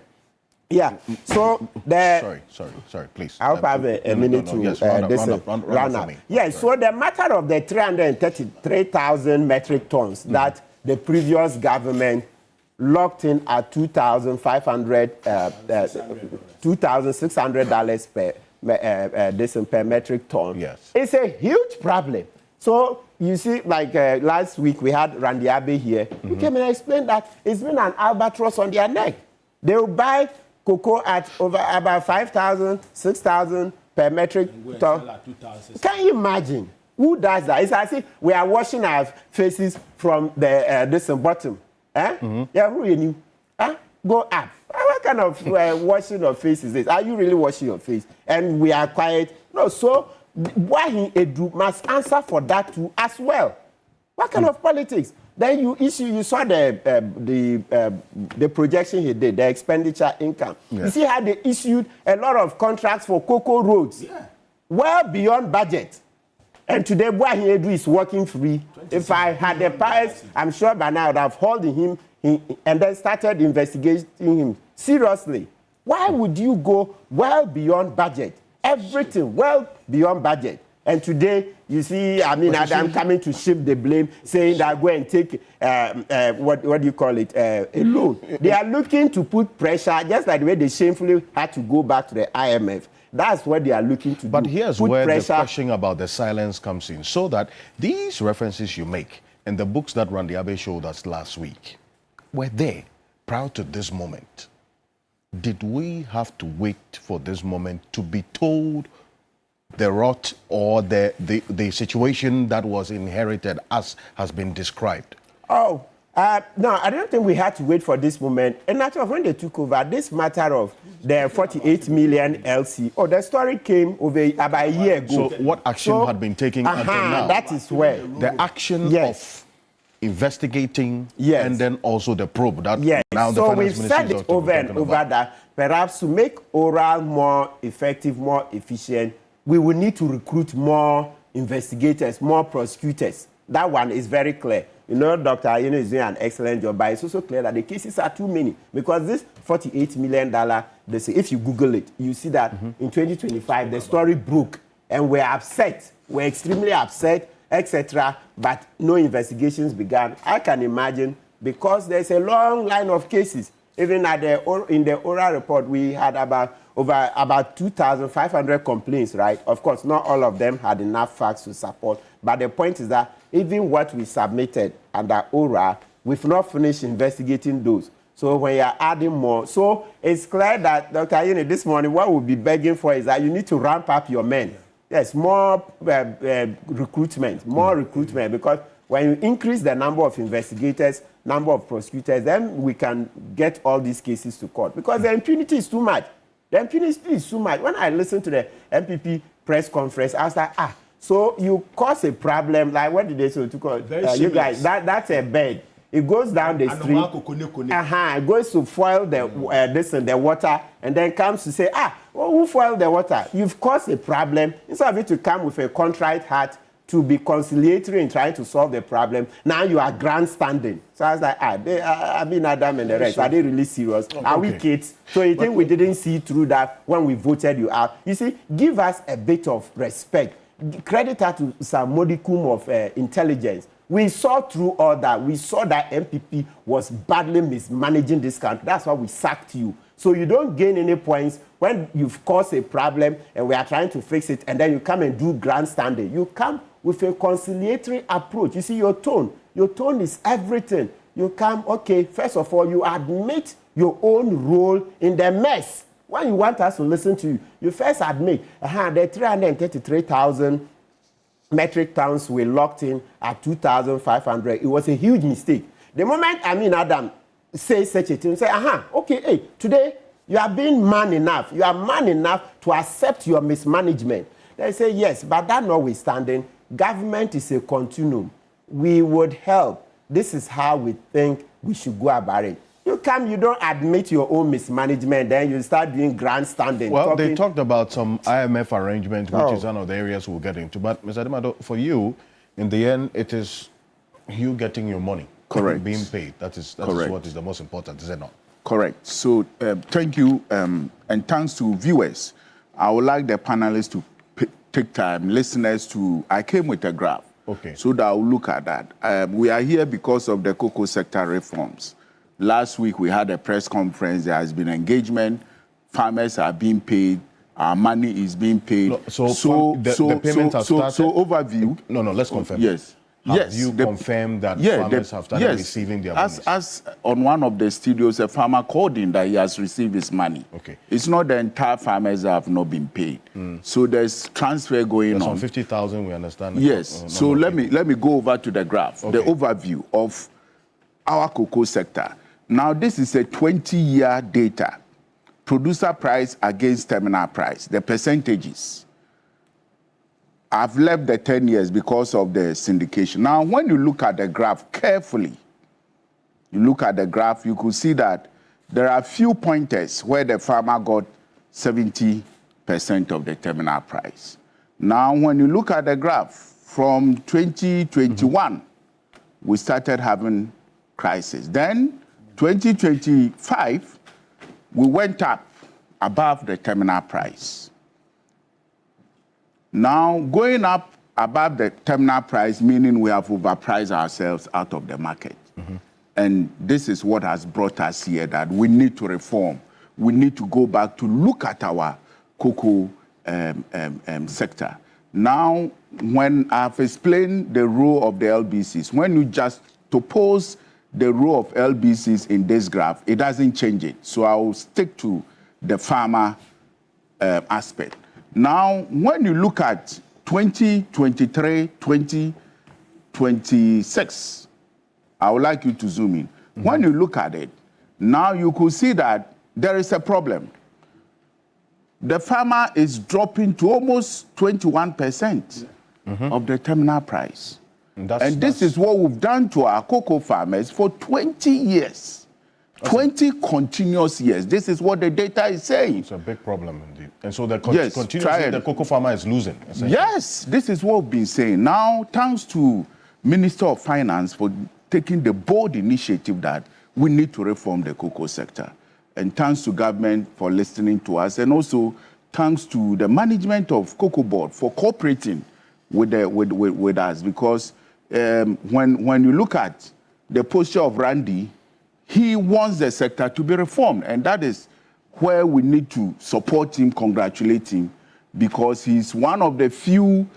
Please go back to the graph, the green one. You can speak. Yes, he's one of the few CEOs that have admitted that we need to reform our cocoa sector. Now, the reforms, of course, the farmer is central, where the minister indicated that never again would the farmer receive less than 70% of the terminal price. Now, when you look at that phrase, it is not only the farmer, it is the entire cocoa space. So, of course, some of the panelists were saying, oh, you don't need cocoa board. You need cocoa board. You need all the actors in the cocoa chain, because the reform will comprise all cocoa board, processors, even the buyers will have to come in. So please, we need to set that platform. Yes, the farmers are the pillar. That's why I have this graph for the farmers, where the farmer will be better off. Of course, It's unfortunate that prices, you could see that producer price is above even the terminal price. And that is what has brought us down. And then the minister quickly indicated that we need to reform cocoa sector. Now, when you look at the cocoa activities, as LBCs, there is no break in our activities because the cocoa season opens 1st October of every year, and then it ends 30th September of every year. So I would say our break is just less than 24 hours. And within this space, we have been at the forefront of making sure we mobilize the cocoa wherever it is and deliver to Cocoa Board for Cocoa Board to sell. And as I keep on saying, we've been doing this continuously without any cry or whatever it is. And we go to the banks, we borrow, we pre-finance, we patiently wait for Cocoa Board to give us the money. Now our margins are fixed. Our margins are fixed. The transportation is also fixed. So for you to survive, it's efficiency. So if we are being efficient to survive, and inefficiency comes from the other end, then you know that you will collapse. And this is what has resulted in the collapse of more of the local LBCs. Because as we try to be efficient, we get the inefficiency from the other side. And we believe that the cocoa sector reform will address all these aspects. Now, it has been indicated that, yes, we'll process 50% of our beans, and then 50 will be exported. If the cocoa trade is also a dynamic environment where it will enable you to have different positions on the market. I'm not to look at that. Now I'm looking at what has brought us here, where we need to patiently, because it's a short term. Most of the cocoa has been mobilized, as I indicated that. Those we owe are going to receive the old price. Yeah. So those who are yet to harvest their cocoa, those who have their cocoa on the dry mat, are going to receive the new price. And we are going to explain to them. Because it's a short term. It's a short term. We are in February. The next cocoa season will start in October. So it means all the reforms must be ready that come October, we start the cocoa season. And that is where we want to ensure, want to continue to encourage government and Cocoa Board and all the actors, Minister of Finance, to make sure that they put a speed to this reform agenda so that come October, we'll have a very comprehensive framework, a comprehensive rolled out detailed plan to safeguard our cocoa industry. See, and here's where the cocoa farmers are concerned about the current situation when it comes to the price per bag. We've seen what will be a 28.6% review downwards, a reduction for that matter, from 3,625 cedis to 2,587 cedis. We always look at what's happening in Cote d'Ivoire because, as you, the LBCs, know, it influences. Correct. In a very, very critical way, what happens in this country. In Cote d'Ivoire, the same situation, because this price of cocoa on the world market is having a direct impact on all producers, right? But this is it. This is what Cote d'Ivoire have done. We've all seen a 23% point down reduction from 179,200 CFA to 145,690. If you convert it into cedis, there's a difference of just a little over 300 Ghana cedis, right? With what we have seen now. How much of a difference will this advantage that's Cote d'Ivoire has on Ghana have on the element of smuggling and so on? Because you deal with them. Yes. When you look at the price difference, that's 307 Ghana cedis. If you look at the economics of it, it's insignificant in the sense that Cocoa Board continues to provide the input support schemes to the farmers and provide a lot of things. Now in Cote d'Ivoire, yes, Cote d'Ivoire had 23, Ghana had 28. Cote d'Ivoire, most of the farms are plantations. So the kind of work that Cocoa Board does for smallholder farmers is not what Cote d'Ivoire does. And for smugglers, of course, smugglers are always smugglers. They will take advantage of that. But I believe that they shouldn't. Yes, this would. Yes, it will definitely discourage them. So when you look at Alfred, yes, you blocked me. Sorry. When you look at the difference, that's what I'm saying. It's insignificant. because Cocoa Board is continuing to provide the support that the farmers need badly. And therefore, our appeal to the farmers is that this is a short, in fact, it's a very short term, because most of the cocoa has been mobilized by the LBCs. As Randy Abbey indicated, we are yet to be paid, and therefore we'll go back and pay the money, the cocoa we took before the announcement of the price. So if a farmer is delivering his cocoa after the announcement of the price, then he receives it. So we'll go back and make sure that we pay our farmers. Now, again, let me make the appeal that we have a short window. We are in February. Come October, we should have the new cocoa bill operationally in hand for us to start with, where the farmer will be protected, where the farmer will not get less than 70% of the terminal price, as the minister indicated. And then also where the LBCs will be relieved of the challenges we have been carrying all these years without making any noise. Have any of your members pre-financed the purchases of cocoa? No, I've been saying that we've been pre-financing for the past seven years, and okay, not this platform. So allow me. So viewers of this platform, the LBCs have been pre-financing the cocoa industry for the past 7 years, and it's unprecedented that in 2023-24, where we pre-financed the industry from loans from the bank, and it took more than 9 months for us to be paid. And when we wrote to Cocoa Board that, look, we are overstretched, we need some compensation, we wrote, we were never compensated. So I want the viewers to know that as Lansing's Cocoa Buyers Association, as I explain our work, we go to wherever a cocoa bean exists.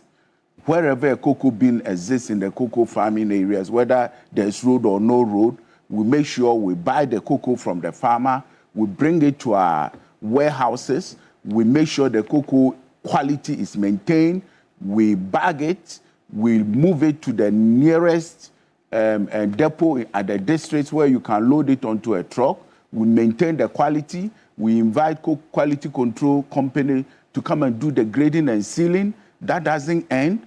It's also our responsibility that we guide this cocoa, transport it from wherever it is bought to either Kumasi, Tema, or Takrady. I see. One of the reforms that and I'm moving it into the reforms because we'll need to get into the next phase of it. The reform is that going forward, if these reforms kick in, the farmer will not get anything less than 70% of the terminal price. Correct. What's the difference between the terminal price and the FOB price? Yes, so we are yet to look at the test of the reform or the test of minister. So you could see that some of the publications look at FOB price, terminal price, and then we say terminal price. Now the FOB price is where you bring the cocoa to the port of Tema or the port of Takrady in simple man's language. Okay. So this is the cocoa I've brought. Then you look at the gross FOB where you bring the cocoa and then you add all the transports and other things to it. So that is it. But whatever will bring the 70%, the farmers will be better off. We are yet to see the test. We've requested that government should help us to also make sure we don't miss the boat with this reform. So we've requested that we want to look at it, make an input. The minister has also assured us that when he tables it at Parliament, we'll get the opportunity to make the needed input so that we don't miss the boat. Now, let me also use this opportunity to indicate that the reform is very comprehensive, as the minister indicated, because the farmer will be better off. And then, as I indicated, it's a short term. It's a short term. Now we are even going to the light crop season, and therefore, after the light crop season, we go to the main crop season. Now, it is our responsibility to explain to our farmers. You can see from the graph that we have not treated our farmers very well. Now, it's our responsibility as LBCs. We have over 50,000 purchasing clerks that are in the various communities and hamlets of where these farmers are. We are together with them in this challenge. We need to explain to them that, look, together, let's make sure that we watch what is coming to us in October so that we don't miss the boat. There's no need to go to the street and demonstrate, and the time to watch will escape you. Now, this is the time to stay awake and make sure that whatever is going into the bill, we watch and make sure we analyze that. We redeem the word. We redeem our cocoa industry, as has been alluded by the panelists here, that a lot of cocoa farmers our grandparents were better off than current crop of cocoa farmers. So it is our appeal, and on behalf of our members, yes, we must say kudos to the Minister of Finance for taking that bold initiative to announce the reform. Okay. And all his team that are involved. So, hold on a bit for me on this, and still stay on the reforms. Zabento, I know there's some issues you want to quickly respond to, but one other reform going forward after that quick response is this part. Gentlemen, please. The approach of adding value to our beans, and now PBC comes into focus now. One of the reforms that the minister talked about is the revival or recapitalization of PBC and the Cocoa Process Company. PBC, where it finds itself now, is troubling, to say the least. In fact, the 2024, the High Court rulings allowing banks to seize the assets of PBC, including the head office. The head office has a court order has been granted for the head office of PBC to be seized over some 494 million Ghana cedis debt. Quite apart from that, we've seen this is the ADB. So as we speak, technically they don't have a head office if that court action is executed. What do we have to see? What do we have to see going forward? Quickly. We did some work maybe 10 or so years ago. See, when we talk, people say, hey, we are talking ideology. Hey, capitalists. Hey, we want everything to be collapsed. Hey, there is no reason why you have to put state money, and I call it poor people's money, into setting up an institution and put gentlemen wearing ties, buy them V8s, air-conditioned cars to run around back and forth, only for them to take the same poor people's money, make losses, okay, and collapse everything. There is no reason why. There is no reason why. CPC, PBC, both of them don't work. All right? In the meantime, there are Barry Calibo, there are almost 10 other cocoa processing companies in this country. No government money went into it. Private people set it up. They go and find their own cocoa. They deal with it. They export it. Indeed, we are aware, the work we did, that there was a time when they tried to buy the raw beans. Listen, the policy incoherence of it. We want to process our cocoa. Somebody comes and puts his private money in the cocoa, in processing facilities. Then when they go and try and buy the cocoa to come and process, pursuant to our national agenda to process cocoa, we don't give it to them. And guess who doesn't give it to them? Cocoa Board. Cocoa Board claims that there's forward sale, they need the beans because of syndication, etc. So Cocoa Board has cornered the beans, and the processing companies were not getting beans. We have set up our own CPC and PBC with our own money.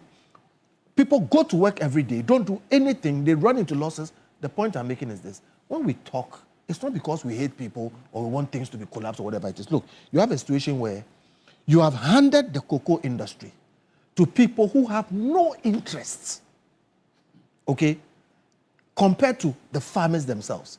Because they game the system and benefit, like Piakubi said, from getting the pesticides and whatever it is, those ancillary things is what makes them money. All right? Now, in a situation like that, you need to draw an existential line and say, if you are not adding, okay, if you are destroying value, then why do we need you? Meanwhile, we have a situation today, okay? There are people in the cocoa industry, leaders, chiefs, etc., who can organize themselves. They won't buy pesticides at 3 times the price. They can organize, and by the way, what you were saying, the government will still benefit. It's an arrangement issue, okay? You can have a situation where what Cocoa Board is doing is done by cocoa farmers or their own elected leaders, hand in hand with government. This thinking that these things cannot be done. I said that before Cocoa Board, we created a whole middle class and these people were not as educated as the people we have today. They made money over cocoa. In those days, we didn't have the infrastructure and everything that we have today. So what makes people think that they can't organize themselves? And I'm saying that the people who are organizing them now don't have their interest at heart. They serve themselves. So when you talk about CPC and PBC, I ask myself, how are they going to start when after we giving them money, they've squandered the money, ended up in the debt, and even the land that we gave them, is encumbered. You mark my words today. If we try to revive PBC and CPC, we will be called upon as a country to put in at least $50 million. $50 million? At least. Because you need to pay their debts. They owe all kinds of people all over the place. You talked about court cases and things that are coming up. Before you bring them to par, then you have to find them working capital. All right? Meanwhile, there are other people there ready tomorrow. So look, we are not saying close things down per se. We are saying these things are dead anyway. All right? And look, first principles, the richest man on the earth today, the most productive man, he has been ruled the most productive man, Elon Musk, said that one of the things he does is make the assumption that he does not have to follow what has been done before him. Because of that, today, he's making the best rockets in the world. People have been making them for 100 years. He's beating Boeing. And these are American situations, but the principle is there. People who have done things for over 100 years, he comes and says that he is not bound to follow what you are doing because it is possible that there's a better way. And so he goes down to first principles and develops everything from scratch. Why are we trying to follow a 70-year-old paradigm which has failed drastically, like it has failed catastrophically, all right? It has lost everything, and we are just messing around. So my stress is that people still come back and say, no, let's go back and do PBC. Let's go back and do CPC. That thing has failed. So you see that you talk about the 10 private processing companies. Yes. Now the policy is that 50%, at least 50% of all cocoa beans is going to be processed locally, effective this cocoa process. The only way that will succeed, I'm telling you, is to forget about CPC, forget about PBC. The only way that will succeed is to make the policy and say, Cocoa Board may not, cannot, should not buy all the beans and export it. In fact, there was a time in this country we banned by law the export of round logs, timber. And I remember very well, I used to sell computers then to some people who were doing that. The people said, no, it will collapse the whole industry. No, it is not possible, it cannot be done. No, we did it. And guess what? Things improved. We banned the export of round logs in this country. Ban the export of raw beans beyond 50% of every year's production. All right? What it means is that the beans will be there and then they'll be forced. There will be enough beans for the private people to process. I'm thinking in terms of Cocoa Board buying them. Right. Cocoa Board will now not be able to buy and say that we have done forward sales, we have taken syndication money, and so we cannot give you beans to deal with. So please, policy is important. Policy is strategy. And so far, all the paradigms we've used have led to a catastrophic failure of all the state institutions involved in cocoa, purchase and processing. Cocoa Board, CPC, PBC, and there are other areas. These LBCs, the buying companies, etc. Check. The ones who are doing well have no government funding, etc. They are essentially private entities. If you leave the private sector alone, they will do far better than we are doing. And then government can still benefit by just connecting with them. The things that Joe is talking about, clearly, if you are going to do international business, you need government. And with the right policy, etc., we can still link with these people. They are doing similar things with the oil marketing companies, for instance. So we won't lose the forest. It's just about thinking about strategy and doing what to do. But we cannot do the same things and expect a different result. I think that's basic, and it's important. A fundamental point that you had, the reforms going forward. This is one of them. It is important for us to do a comparative analysis of the performance of CPC and Barikalibo, Cargill, and the rest. These are the private processing companies. In fact, I was part of the team. Yes, I brought Barikalibo. We had to go to Abidjan to talk to Barikalibo to relocate to Ghana. And indeed, we gave them concessions. And at some point, I even faced investigations because we gave land to Barikalibo for free. And the reason was that we needed Barikalibo's presence to negotiate the support from World Bank for the free zones. I see. So we had to make some concessions. This was in your capacity as what? I was then the acting chief executive of free zones. Perfect. And Kagel. And there was this young man who came to Ghana, having graduated from Harvard, Edmond Poku. Okay. And I helped him put together a business plan. And he is operating now, pretty profitably. And this CPC was a company that I came to meet. It was already in production, but going down all the time. So if you, lack of beans, in fact, Barikalibo, they always had to come to Free Zone for us to support them in seeking beans to process. So it was always difficult for them to get the beans. Meanwhile, those who were given beans were also going down. You see, that is the irony. So I come to support the position that if we privatize the processing leg of the chain, I am sure that these people will be able to turn around the fortunes within the industry. But the government intervention is always that which... In CPC and PBC. CPC and PBC. You see, sometimes you go to CPC and you see a whole package, a whole lot. Why? We're distributing this to public officials. You mean the and you will get that one in Barikalibo. It will happen. You see, so every month they have allocation to public institutions and politicians, and every month they do that. So PBC will do it, CPC will do it, but Barikalibo will not do it. So sometimes government intervention how about also suppress their profits. So you deal with the government intervention, the matter of the mismanagement, instead of the proposal of just doing away with it. Doing away with it. And rather focusing on getting the private sector to come in. Yes, that's what I'm saying. And again, ensuring that they have adequate supply of the beans so that they can also meet their orders outside. Okay. And indeed, when they export, they also bring in the revenue, and it comes to the forest.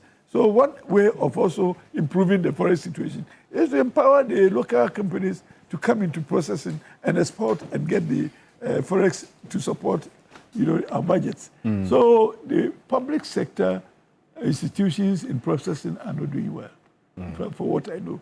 But the private sector companies are doing well. And I've told you also about this young man who just started. But you can also visit the enclave. Indeed. All of them are there. So you can visit them and see the production going on, and then compare it with CPC that is outside the enclave. But they are all also free zone companies. It will be a worthy exercise. And that's why you then put side by side the proposal of doing away with this CPC, PBC, because clearly you have to do a lot to get PBC back on its feet. In fact, the current status of PBC is troubling, right? We all know it is public knowledge, okay?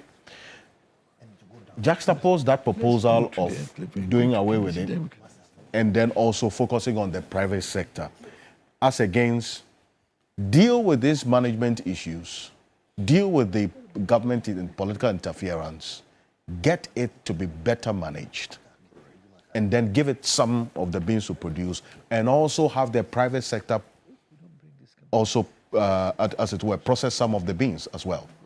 What do we see going forward? Dr. Tokono, quickly on this, and then we move to the value addition. That we should do away with some of these institutions is something that must be completely ignored and treated with contempt. Because, you see, we are misdiagnosing the problem. And when you misdiagnose the problem, you would misdiagnose or you misprefer solutions. We know that all these institutions have some period in time been inefficient. What is the source of the inefficiency? We must find the root of the inefficiency and uproot the inefficiency. It will surprise you that all the institutions that do well, the private institutions that do well, the managers of those institutions, sometime in the period, had been working for the institutions of states that were inefficient. But when they go into the private sector, they are efficient. You understand? So the idea that when we have a state institution, they cannot be efficient, they cannot be profitable, is problematic and it's defective.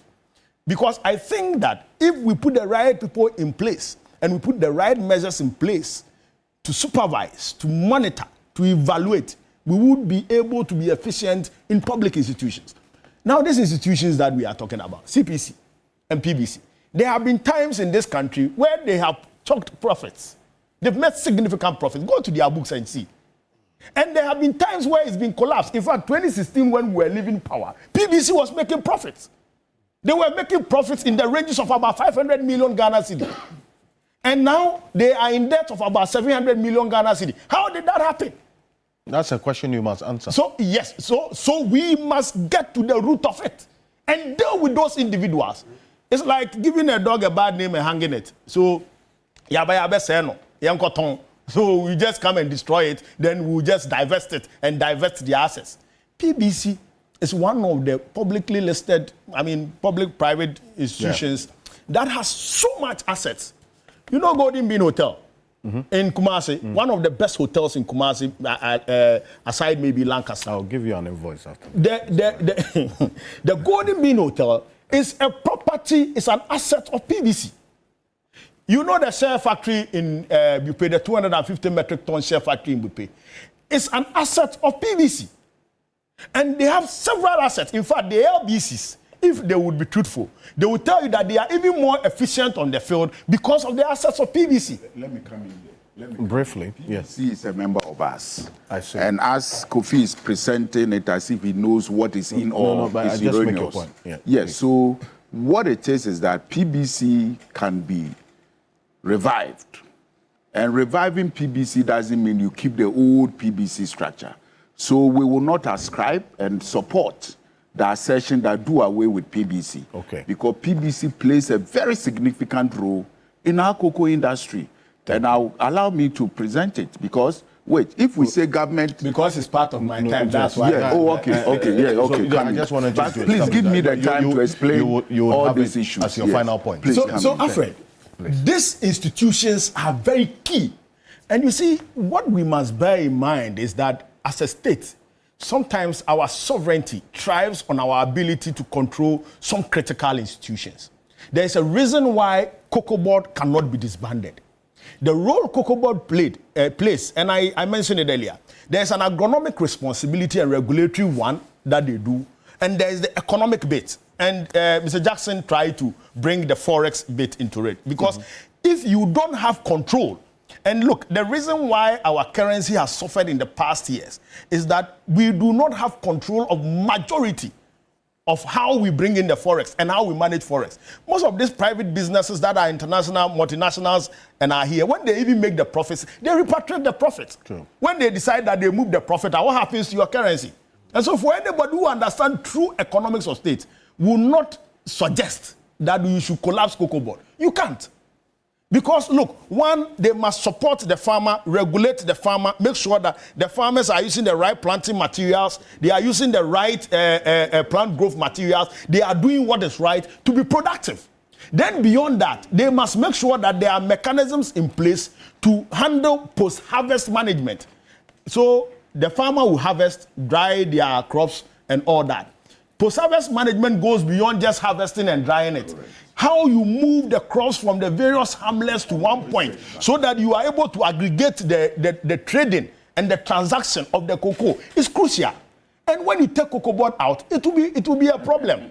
So please, and you look, they were doing it before Cocoa Board, and they were struggling. They were being inefficient. You let me finish. Please. Samuel, let me finish. Let me finish. Then you come in. You don't worry. Let me finish and you come in. Please. Buildings were built by Cocoa Board. The absence of Cocoa Board has happened before. Correct. And what brought Cocoa Board into the picture? Correct. The inefficiencies were doubled. The trading became a problem. And that is why Cocoa Board was brought in. The problem that we have experienced is the mismanagement, the individuals, the human resource, the adverse selection that we have done in selecting the human resource. And the kind of thinking that goes into policy is what has brought us here. So President Mahama says that let's reset the economy. And so you need that reset, that rethinking, to put things right so that these institutions can be efficient. And I dare say, these institutions have been efficient before. Until the last 8 years, Cocoa Board was efficient. Look, Cocoa Board posted profits in 2016. Go and check the balance sheets of Cocoa Board and see how Cocoa Board was doing in 2016. In 2016, the total equity of Cocoa Board was 1.79 billion Ghana cedis. In 2024, they posted total equity in deficit of about 3.8 billion cedis. And you are telling me that there's no difference? There's a big difference. Okay. You have the case whereby you have a current liabilities of about 20.2 billion in 2024, when in 2016 we're posting 1.6 billion. And you are telling me that there's no difference. If we put the right measures in place, we can be efficient. And so this is the reforms that President Mahama is bringing. He's saying that, look, let's process 50% of our cocoa. Because the processing companies, as Honorable was trying to put it, the reason why they are inefficient and the reason why even the cocoa, the chocolate, is expensive on the Ghanaian market, even though we produce the premium cocoa here, is that they do not get the beans to process. So mostly what has been done is that the main crop is sold to the foreign market and the light crop is given to these companies to process. Even that one is not enough. And even the one that that is not enough, that must go to them. Still, Cocoa Board is supposed to trade some of them because they have locked ourselves in forward contracts. And so that has been the challenge. In 2023, kindly round up for me. In 2023, some of the processing companies had to go for permit from Cocoa Board to go and import light crop from Nigeria. In fact, every year, please, Honorable, please. My time is limited. No, you don't need. Okay. When we finish, you can give me. Please. You see, over the past years, in fact, the past 8 years, if we put the processing companies here, they will tell you that the cocoa they process is not from Ghana.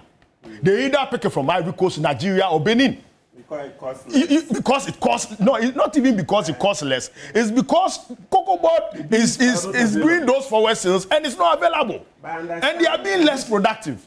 They use the lower quality one, so we sell ours because it's premium. Yes, so no, we do that. The lower we do that, but even the light crop still Cocoa Board sells. Even the light crop still Cocoa Board sells. So it makes it more expensive.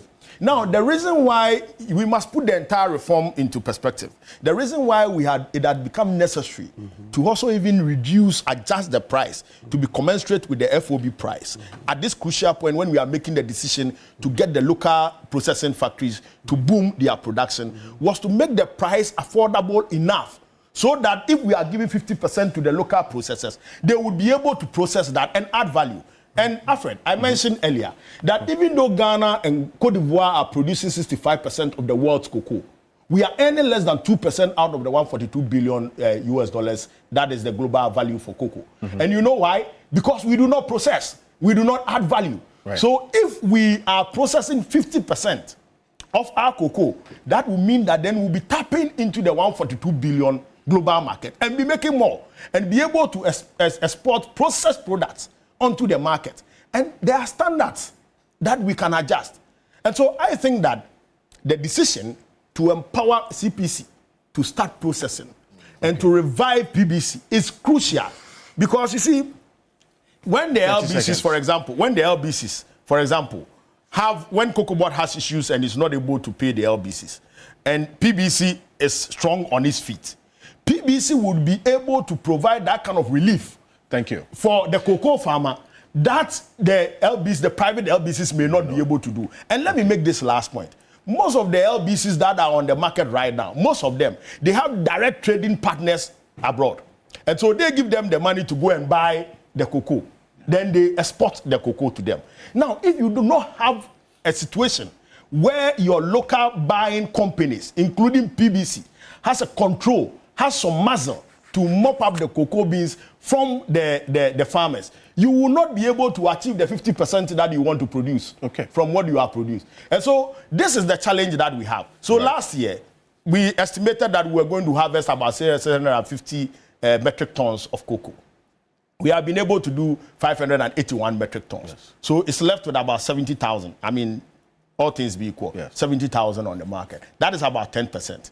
So the decision that we have made is that if the 10% that is on the market must be secured.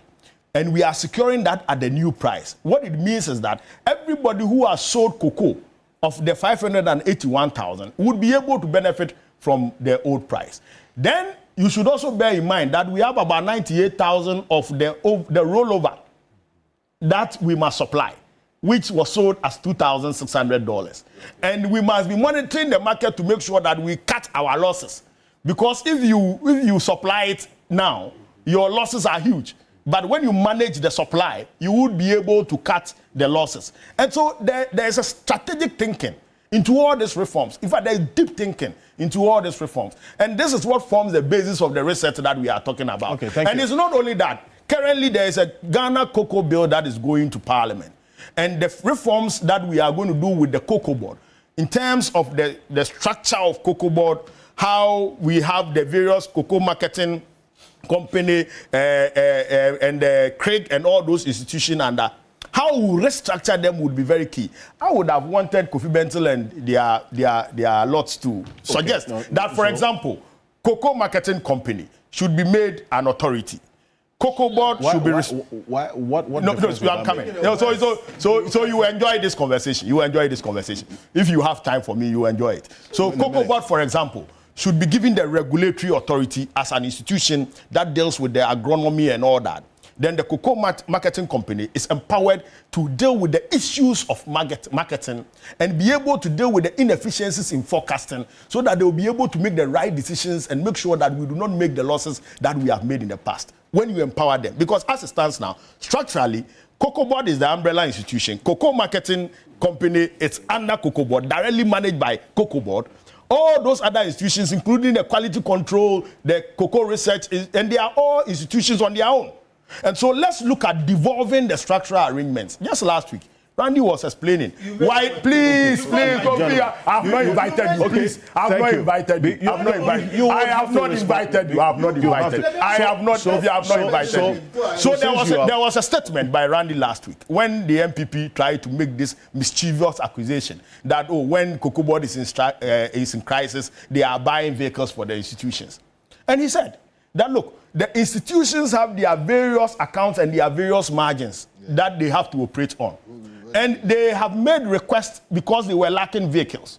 And they have made requests to Cocoa Board to allow them to use those monies, which are margins that are used for assets, to buy those things. And it was not Cocoa Board that was buying those vehicles. So, but still they need approval. They need approval from Cocoa Board. That proposal of an authority, we should diagnose the problem properly and prepare a proper solution. It's a policy proposal. Exactly. So I'll get a policy response as well. But Mr. Mento, Kofi's policy response is problematic. It's going to be defective. Quickly, It is a well-known thing that when public institutions fail across the world, when they fail, they actually ask for more power and more money. Okay. This is very different from a bailout. Listen, quickly. We have a situation where these institutions have been built out in the past, and they consistently fail. You see, please, what I told you, no. Please. What has worked, we have seen, give PBC and whatever to those who know how to run it, and they will actually bring you dividend instead of giving them. Okay, thank you. They are not Mr. Jackson, on this bit about I'll come. You want more power and more money. Now, one of the other reform is this: we're going back onto the bonds market with the cocoa bonds. We have in mind what happened to the previous investors, had to take a haircut. What has to be done differently? Because there are measures now in place to let the books of cocoa board look better than it is now by lifting some of the expenditure of it so that other agencies can absorb it, so that we can now be successful in this particular approach of this new model of going on to the domestic capital market to raise some money. What has to be done differently? And two, I'll talk about the automaticity as well, but let's deal with this particular one quickly. Well, first of all, we have to go back to the bond market. There's no choice. We don't have a choice. And the discipline that has been shown to date is encouraging. We should also expect that these cocoa bonds may require slightly higher returns for investors. But that's still okay. To as it were, attract them, and entice them. And then entice them. But that's still okay. In fact, if anything else, since T-bill rates have been dropping steadily, right? This may be the best time to enter the market so that the premium for the cocoa bond will not be excessive. Right. But as I said, it seems like the conditions have been met for us to attempt a cocoa bond in the cocoa bonds in the months ahead. Let's see. That's the first one. The second point is about the other proposal that we heard the finance minister talk about, the introduction of automatic producer price adjustments linked to global prices and exchange rates. So automatically, there's going to be that response on the local market, taking into consideration what happens on the global market, as in if there's a price change, reflect upwards or downwards. This automaticity that we're seeing to the farmers, and we've been doing some interaction as well, and that's where the sensitization has to come, because all the farmers say, you know what, I would rather prefer some level of certainty, okay, so that I can plan. So I can, for instance, go for loans. But if I'm having to plan with an automatic response of what happens on the global market, then there's going to be a challenge. And remember, you're dealing with a farmer population that is not also literate for that matter. This particular reform has a few problematic areas. The farmers want stability, right? As a farmer, and I'm sure Andy will say here, he wants stability. He wants to know what is going to happen. So this one has challenges. Then the second thing is this. This volatility could actually destroy our long-term planning for cocoa. Because when the prices drop, farmers won't plant. So I would think that we will create a transparent mechanism to ensure a floor that would work for the farmers. And there's some floor indicated as we sit. Yeah, but 70% floor is yes, that floor should be there, but it should be transparent. Because right now, and we should have a fund of some sort that will stabilize the incomes of the farmers. Otherwise, we will run into problem. Just applying this so that tomorrow, if market prices are up or down, you pass it on to the farmers, it will be problematic. It will be problematic. Farmers want stable prices. Indeed, the farmers want not just stable prices, also stable cost of inputs. Exactly. And that's where the agronomic intervention comes in. You see, they want just not just stable prices, stable. They just want to know that if I'm selling a bag of cocoa, I should be expecting this amount of income. So even though adjusting the price makes sense, you should have a floor and a transparent way of calculating that floor. Thank you very much on this. Yes. Quickly, some more. Thanks, Alfred. Let me use this opportunity to clarify certain areas. Yes, and we attach so much importance to this reform. It's a short window, and therefore our appeal is that those who have been tasked to work on this reform should engage those who are already in the sector. We have repertoire, experienced people who will make this reform so simple, so that we don't put ourselves in dangerous corridors and think there is corridors. So, okay, yes, thank you, Honorable. So that is my appeal. I can assure you that will be done. Yes, another appeal is that I showed a graph of how we have treated the farmers over 20 years. I didn't want to go too deep into it. Yes. This reform, Alfred, as the minister indicated, the automatic, the word. That's why I say we are looking for the test. But when you tell me as a cocoa man that the automatic price, it means you are referring to the terminal market. And if we go to the terminal market, with the knowledge we have, we'll take care of the farmers. Yes. Right. Where the farmers will not be. And it'll be efficient. Yes. So that is why my appeal is that the cocoa sector reform, thanks for assuring me, should not be left in the hands of anybody. I mean, we need to get it right. Now, I also use this opportunity that Kofi, it's unfair that you attack one of our members here with things, I mean, PBC. The current PBC management, we engage them, they are members of us. We know how PBC can be restructured. When we say PBC should be restructured, it's not to inherit the huge, yes, so what they need is the blood. The blood is the liquidity. And minister has alluded to it. You mean they need more money? You need money. No, Kofi, don't make blanket statement, please. Don't make blanket statement. So PBC is one of us, and I'm here. I need to defend PBC. Okay. That is why I'm saying this cocoa sector reform shouldn't be left for anybody to come in. It's from now to October, and I believe government knows the danger.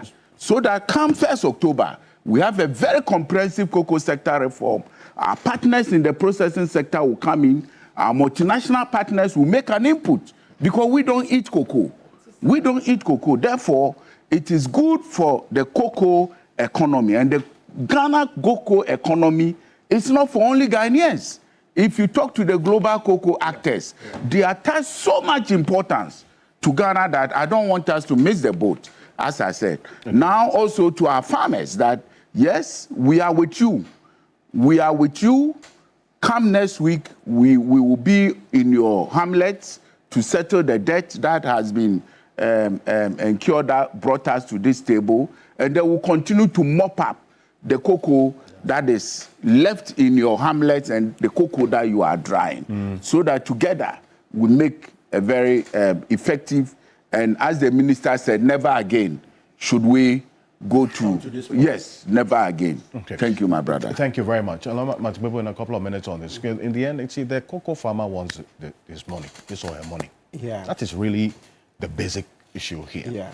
How the money is going to be paid, and then also the sustainability of the interventions going forward. Like this, for instance, is what we also engaged in. Because the farmer is asking questions about why I'm having to take something lower because of the situation like this. How would that question be answered? I think, so we need to engage them more. We need to engage them more, and then we need to do more education. The farmers said that in the previous administration, for a period, they were not paid for 9 months. They didn't make noise. Yes, I heard the president say that in the previous administration, at a point, they were not paid for 9 months. 24. Yes. 23, Very good. They didn't make noise. They didn't make noise. So it tells you that some persons... But the fact that they are making noise now doesn't really... Yes, but if you put it in context that so they are becoming more assertive. Okay. Yes, which we must accept. Yes. When you become more assertive, you get better leadership. Like we were saying last week that a JHS leader generally doesn't know much, will not be that assertive. Yeah. So it's the same point that the farmers have become savvier now and are becoming more assertive. So you're asking that, how do we deal with that? I'm saying education, education. You showed that even in Cote d'Ivoire, they also did what? Reduce the price. Look at it, projected. Cote d'Ivoire also reduce the price. So it tells you that... It's hitting everybody. Yes, it's hitting everybody. It's like how in the previous regime, everything was Russia, Ukraine. Russia, Ukraine was... selling at 3,500 to 3,600. Thank you. Yes, so look at it. That's it there. Yes, so Cote d'Ivoire itself has reduced price. I know Cote d'Ivoire is way ahead of us, right? They do about 2 million metric tons to 2.3 metric. Yes. They do about 40-45%, and then Ghana does the rest to make up the 65%. So they are double our size. So they who make a lot more money, they also reduce the price. So perhaps if we engage the farmers more, did more of the education, they would accept, because, I mean, it's a futures market. And Martin, you know why more than us? No, it was a mismanagement and the decision, if you know the decision made by Cocoa Board. You take $350 million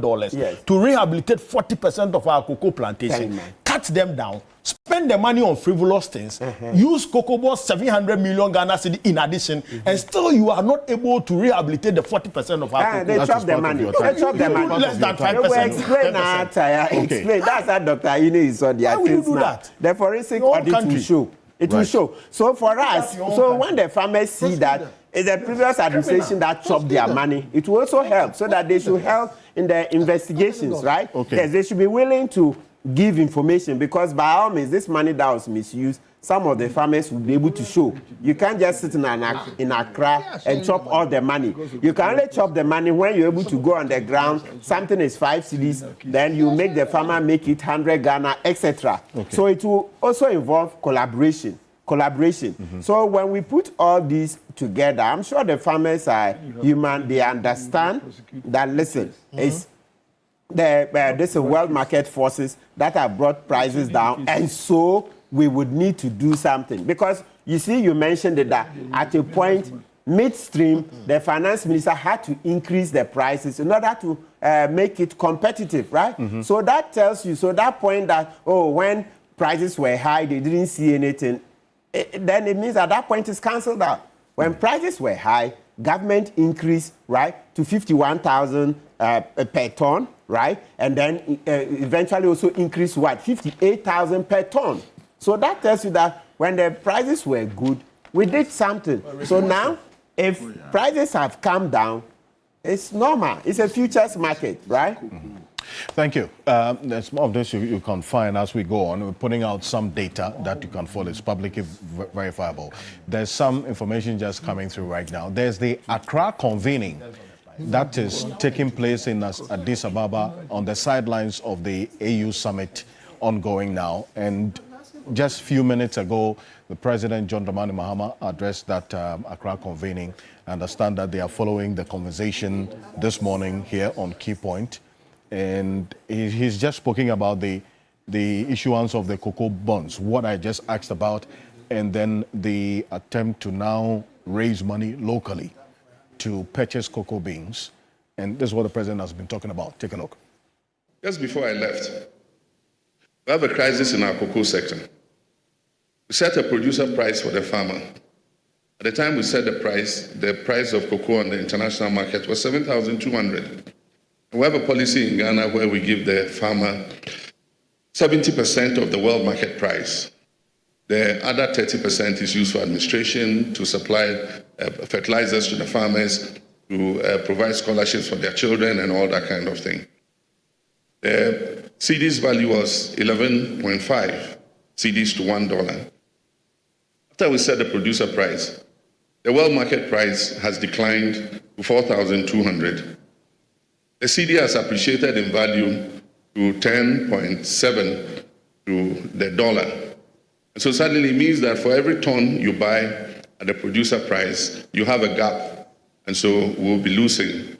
And so we held a crisis meeting and we took decisions. And one of the major problems is that to buy cocoa from our own farmers, we rely on funding from outside. And you know what the collateral for the funding is, our own cocoa beans. And so you have to collateralize the beans to the financier, buy the beans and just ship them, and they pay you the international market price. So one of the key decisions we've taken is that we're going to stop foreign funding for the purchase of our cocoa. We are going to raise domestic bonds. We have enough CDs in Ghana to pay for our cocoa. We're going to raise domestic bonds, buy our own cocoa. We don't need to collateralize the beans. I know the interesting part.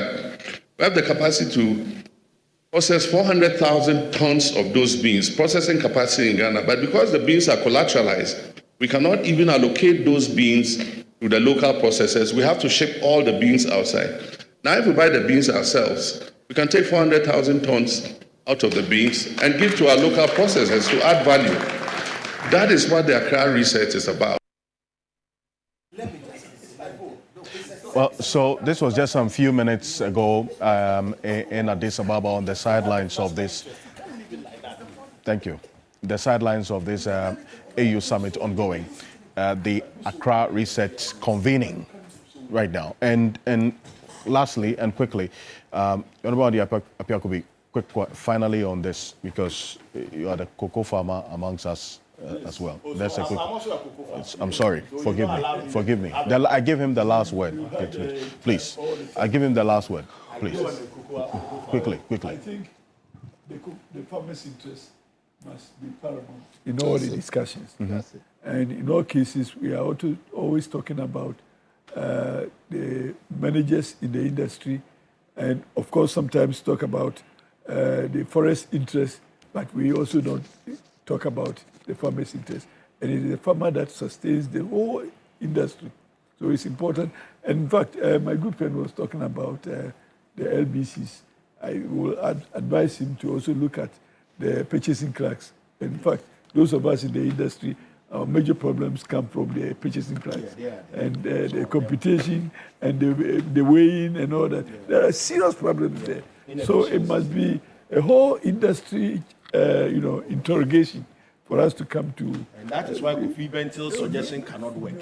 That's exactly why it will work. Excuse me. Thank you very much. The people in charge of their Thank you very much. Just make sure that purchasing class don't cheat them. In most cases, people appointed into public positions, they disappoint the appointers. Okay. So we have to be careful when we are getting people into such positions. That is why I want to support Kofi when he says that let the interest holders also participate in the decision making, so that our destinies will be affected by the decisions. So the quality control. Thank you very much. Thank you. In the processing, gentlemen, thank you. Hold on.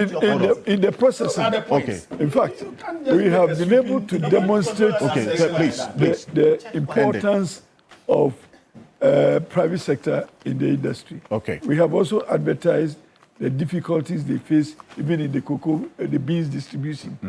And if we, and I invite you to go to the free zone enclave to see how the private institutions are performing against the state institution. Thank then you. we'll be able to see why are we having the differences in output, and maybe suggestions will come from there. Thank you. Cocoa sector must be looked at from beginning to end, so that you don't disengage all of us as farmers, and we don't disengage the managers. But it takes the farmer to create the revenue for the managers. And on this occasion, I can also not understand why somebody as manager in the cocoa sector would want the cocoa institutions to increase their salaries whilst they decrease ours. So I want to wake up one morning to see the cocoa board has also given a 28% decrease in salaries, so that we all be at par, and then we all work together and we all fight together. Somebody cannot be enjoying. So you agree that this one is not a haircut? Thank you very much, gentlemen. This one is not a haircut. I want you to agree that this one is not a haircut. It is a haircut. It must be industry-wide. Thank you very much, Yoruba Diapiakobi. And at this point, I know that Mr. Joe Jackson will have to leave us. Thank you very much for joining us. Also, Samuel Ademado is the president of the Licensed Cocoa Buyers Association, very critical component in the entire chain of the cocoa sector, the LBCs. Gentlemen, thank you very much for joining us as well. It's been a two-part conversation talking about where we are now, and then also the second part of the reforms, where we intend to go. So if you've been following the discussion right from the beginning, this is the trajectory that we've been on. This is the Key Point on TV3. We're live on 3FM 92.7, also on TV3 Ghana on Facebook and on DSTV channel 279, all across the world on 3news.com. Quite a number of your messages that we have received. This one here says, good morning. The measure introduced by government may be challenging, but they are necessary to address the difficulties inherited from the over the last 20 years, he says. And this one is coming from Emmanuel Gachikpa in the Volta region. This one here also from Dr. Norte says, Kofi Bentil, the state... Okay, so let Kofi Bentil state those who did the fertilizer deals in the previous or any government, you say. Thank you very much. This one here also says that the position of the management of the cocoa sector in the past must be one that also deserves some probing, not just the 8-year period, but over the last 20 years at least. It says accountability is key in this reform approach as well. Thank you very much for your message this morning. This one here says, I blame the NDC government for handling this particular situation, you say, with kids' gloves and allowing people to freely walk away, as Martin Pebble has been saying. This one here also says that please ask Lawyer Piakubi, both he and the free zones, at least 50% processing of beans is already in place in the free zones. Reinventing the wheel has become the sure thing to do. You say, thank you. It says it's not something that is already in place. So this is a new proposal. This is coming from Kojo Chumbuafo. Thank you very much for your message this morning. And then also this one here says, in 2016, the world market price of cocoa was around $3,000 per metric ton, but it reduced by 40% in 2017, which was sold around 2,000 metric tons. Regardless of this reduction in 2017, President Akufo-Addo maintained the prices for the Ghana cocoa farmers. This is prudent management of cocoa sector. It is clear that this government doesn't have any clue about this. The cocoa farmer deserves better. Pay them their 6,500, you see. Thank you very much. Kakre Samoa says, those saying the political aspect of the cocoa crisis should not be discussed are calling for the dismissal of the truth. Okay, thank you very much for your message this morning. Quite a number of them coming through as well. I will be reading them as we go on. That this leads us to our next conversation. And gentlemen, I truly do appreciate you for joining us. And the matter of bribery, or as it were, the corruption of our electoral system, even in intra-party elections, it's become a big problem. And we saw what happened exactly a week ago. The NDC took a step that many had expectations of what the outcome they thought should be. The party, after setting up the committee to investigate what happened, acknowledged some limitations. And they say that, yes, they admit that wrong was done, but then again, the actions to be taken is one that they are legally limited, and also the matter of timing as well. Let's take a listen to Fifi Fiavikwete, the General Secretary of the NDC. But on this note, let me also state that right after Fifi Kwete, Richard Ahiagba, who is the Director of Communications of the New Patriotic Party, is joining the panel right now. Well, Mr. Jackson, and then also Mr. Ademado, gentlemen, thank you so much for joining us. Let's take a listen to Fifi Kwete right now.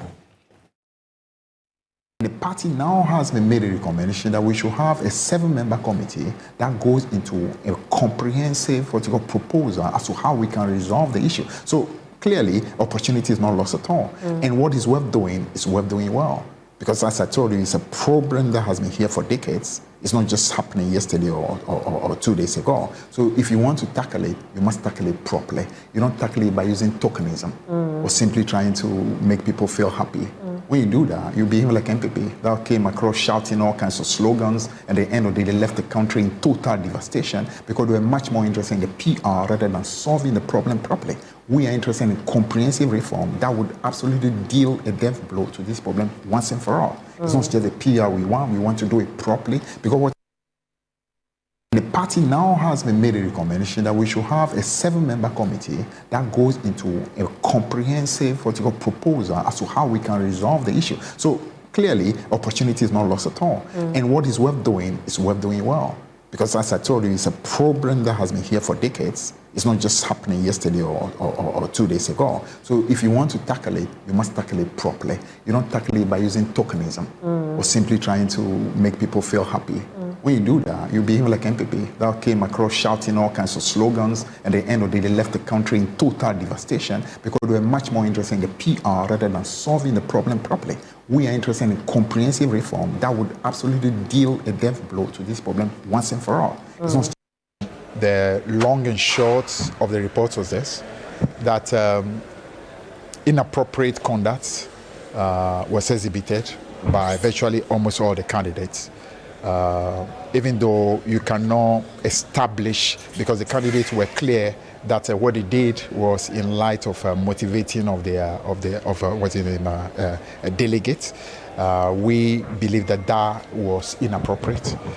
So in the light of that, the committee's report was to the effect that ideally we should have an annulment of the primaries. However, the committee also acknowledged that there are real obstacles that make it difficult for us to do that. One, The party's constitution does not have a provision for an annulment of election. 2, we are time bound because we need to be presenting a candidate by tomorrow. The party also wants to signal that we take into consideration the step taken by the president, and the president acted purely on the back of what happened on Saturday, allegation that he had. He asked for Baba Jama, who was High Commissioner in Nigeria, to be recalled. We think that that was actually appropriate by the president. We also want to urge the president that apart from Baba Jamal, I think 2 of the candidates also are in positions of appointment. I think they are on various boards, and similar measures to be taken as well to just show that we as a party feel that anyone who was involved in this inappropriate conduct have to be punished once they are appointed by the government. We are going to do a comprehensive review of the whole processes that leads to our elections in our internal elections are concerned. So we are expanding the committee that was appointed. We are adding 4 more members to that committee to make a 7-member committee. And that 7-member committee will extensively come up with recommendations as to how we can once and for all deal with this, should I call it, canker, which has to do with anything that amounts to inappropriate conduct as far as elections are concerned. We are going to do a comprehensive review of the whole processes that leads to our elections in our internal elections are concerned. So we are expanding the committee that was appointed. We are adding 4 more members to that committee to make a 7-member committee. And that 7-member committee will extensively come up with recommendations as to how we can once and for all deal with this, should I call it, canker, which has to do with anything that amounts to inappropriate conduct as far as elections are concerned. Gentlemen, hold on, please. No. Okay, thank you. Welcome back. This is Key Point on TV3. We're live on 3FM 92.7. Also on TV3 Ghana on Facebook and on DSTV channel 279 all across the world on 3news.com. We're also on the Voice of London Radio in the heart of the City of London, Voice of London Television as well, and a number of radio stations across the country.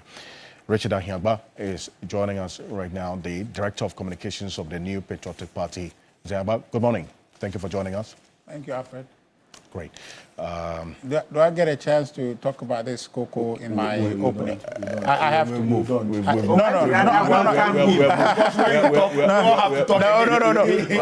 Okay. So just a bit. Your good friend wants to do something. So yes, what to welcome me back after his sojourn in the wilderness. It's a very prodigal son. He said, "Look, come." I said, "Let's continue the debate." He said, "No. We are boycotting TV3." Now you've gone and frittered. Okay, so just so you know, these two very good friends. Opposition too looks good on him. Opposition looks good on him. What's that supposed to? Yeah. Opposition looks good on you. What's that supposed to? When they're affecting our lives, she said it looks good. Okay. All right. The price of rice has come down. The price of fuel. Everything is down. Everything is down. I'm sure for the first time your tank is full. Exactly. Is for another day. I promise you. Yes. We would have this living conversation. So, but Alfred, just a quick one. The conversation is that they cannot buy my cuckoo. Yeah. Oh, why? They have we have to move on to the next issue. And you have even been paid. Okay, in fact, no LBC. Let's put on record that no LBC is going on. They have sold this cocoa. And they have also shot. Yes, no problem. You see, Alfred, thank you very much, and thanks to Media General's management for cooperating with us. We had a very constructive engagement to lead to a comeback. Most of the things that we have agreed and dialogues we've had, we haven't put it out, but I think that we'll act in good faith, and that all and those. At least commend me for initiating yes, of course. To ensure that at least going forward, we are collectively working to advance our democracy and serve your viewers. Now, just briefly. You've had almost about a 2-hour conversation on cocoa. So that's why I want you to Yes, do this. yes, I appreciate Kofi's position, which I think that is long-term and something that we need to look at. It's objective position. It's a market solution they are proposing, and I think that is worth looking at. Of course, yes, my brother doesn't agree. Yes, yeah, he doesn't agree. This was supposed to be yes, no problem. So now to the point. So the problem I see is that this program this morning deviated from the matter before us. Which is what? They're discussing reform and all of that stuff. No, but What is before us? Substantially, yes, I'm coming. Important. Substantially, the issue is that Cocoa Board cannot buy the cocoa. Their trading position has become difficult. Why? Because we have gone out there, artificially valued our currency, and there's empirical and theoretical basis to say that that leads to where we are. Okay, so it's not just people saying this out of nowhere. Okay, so the point, no, there's empirical basis. There's empirical and theoretical basis that supports that. No, even IMF, I don't know. The financial system has just the forex market has not been re-engineered. You just don't have the conversation. It's a result of pure strategic policies. No. That are yielding results. It's a trading position that you have run yourself into because your currency has been overvalued. Which is resulting, which is artificially. Well, please. What do you mean by the overvaluation of the currency? But the point is, he's bringing a new topic. No. That's what he's brought us here. Finance, so we can discuss finance if you want us to do that. Peter, how can you not allow me to make my point? It's just a summary I'm going to give. But truly, higher or stronger currency leads to higher export prices. Therefore, the cost for your foreign buyers goes up and they switch away from you. That's why you sold dollar for 17 no, cedis. please. That is why the CEO of Cocoa Board is telling you that our cocoa has become expensive. Why? Because our currency has strengthened against the dollar from where he's selling this. And that is good. And so, but you see the effect. I'm saying that there is an empirical so we basis. should allow it to depreciate. All right. You understand? So the problem we have now, it is not. Wait. The problem we have now is not Cocoa Board's debt.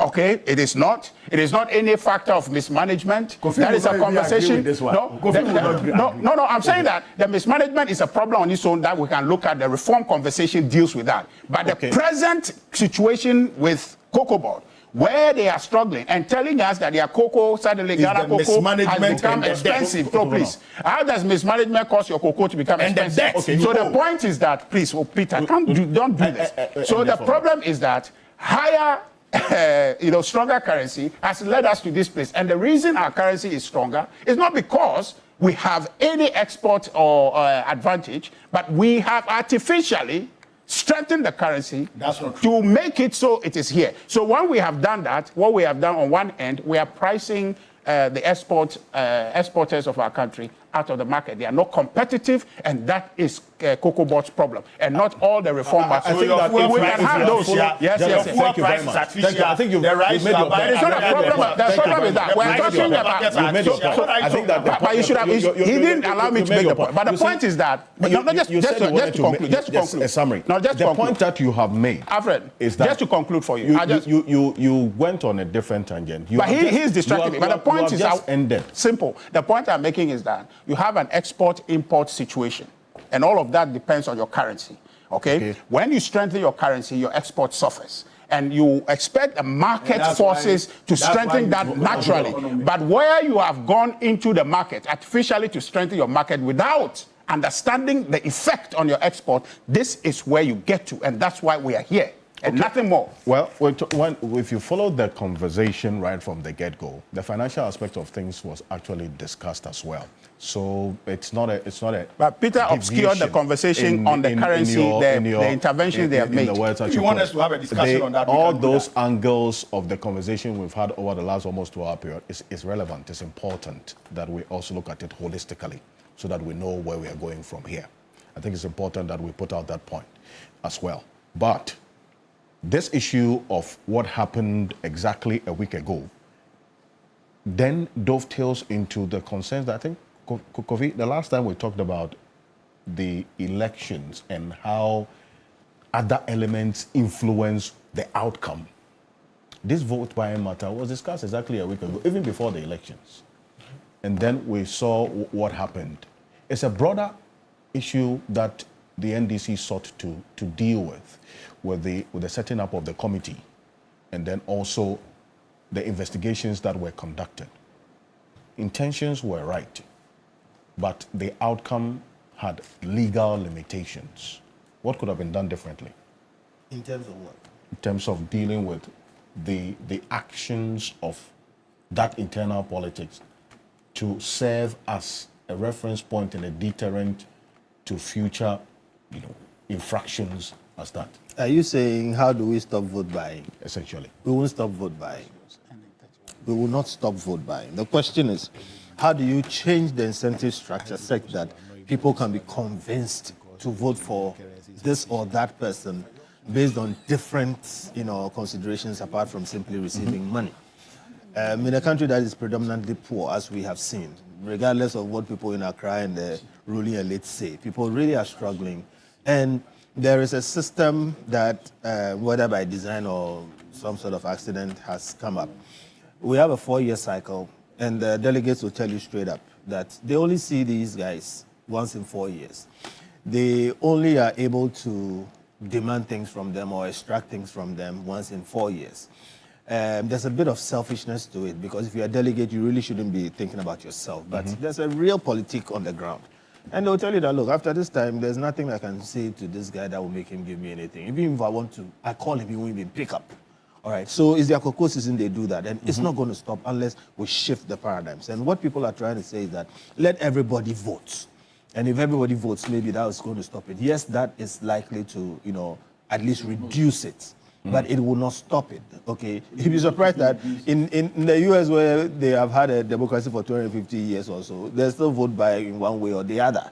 Okay, so I'm not saying it's good. What I'm saying is that politics is the trading of incentives ultimately. The thing is, what incentives? If we brought our people to a certain point where the 20 cities he would take is not as useful to him as the road that he's going to use to go to his house or the school his children will attend. Yeah. These things are useful to them, but at the end of the day, the pressures make them take the 20 cities or whatever it is. I have seen the efforts about making sure everybody votes so that we can stop vote buying. Yes. It won't stop vote buying, that is one. And two, those efforts themselves even when we expand premature. The voting population? It won't stop it. It will just shift it to something else. It can actually make it worse. And those efforts, laudable as their intentions are, I think, misplaced. See, when you say delegates should be changed and let everybody else vote in the interest of democracy, you are making it sound as if using delegates is not democracy. Democracy is not equal to universal adult suffrage. Democracy is not equal to everybody voting. In fact, the people who taught us universal adult suffrage, one man, one vote, they don't practice it. All right? In the UK, they changed 5 prime ministers without going for an election. In the US, they use an electoral college. In Europe, they use a coalition system. All right? Hitler never won a popular vote. Okay, my point is this. Delegates themselves are also a form of democracy. You can have electors. It's a form of democracy. So saying that everybody should vote in the interest of democracy is not necessarily correct. Now, what we have to appreciate also is that we don't have the system set up in Ghana to make that possible, even if it was ruled tomorrow. In the US, when you go to register, or people register as a Democrat or as this or that, and therefore they can vote and do certain things. Some of us, at the time of the Ghana card, okay, we said one of the things that we should purpose the Ghana card for is elections. Because it's an agnostic card. It's not done for anything in particular. So you are not likely to change your age there. Because you don't know what you need it for. So you will speak the truth about it. Now, when you are 18, your Ghana card can tell the machine that you are 18. So there will be no need for anything. If your polling station is put on it somehow, fine. Then you can even put your party on it if you want, or some other things. But I'm saying, if you want everybody to go and vote in primaries, systems have to be set up to make that possible. Otherwise, today, if Otokuno is standing for president in NDC, and MPP people want to thwart his nomination, they will all go and vote against him. What stops them? The systems have not been set up. So vote buying is a problem, but the real problem is poverty. The real problem is that the politicians get lost for 4 years. The real problem is, is that the structure of our politics is poor. Parliamentarians get voted for by people at the locality. Meanwhile, parliamentarians are supposed to make law. All right. Meanwhile, district chief executives who are at the locality don't get voted for. So parliamentarians end up doing what district chief executives must do. Okay. Sure. The whole thing is lopsided and messed up. I have always said that Professor Prempe's efforts, committee, okay, President Mahama's efforts, okay, should lead to a root and stem rearrangement of this thing, because we've tried it for 30 years. We know what doesn't work. If you're going to touch it, touch it. But this small, no, we haven't gone far enough, honestly. For instance, they are suggesting we cap MPs at 276, which is what we have today. Why cap it at 276? We don't need more than 100 people making laws in this country. We don't. We have 16 regions. Why do we need more than 100 people? The 276 people over there, half of them are not doing the work.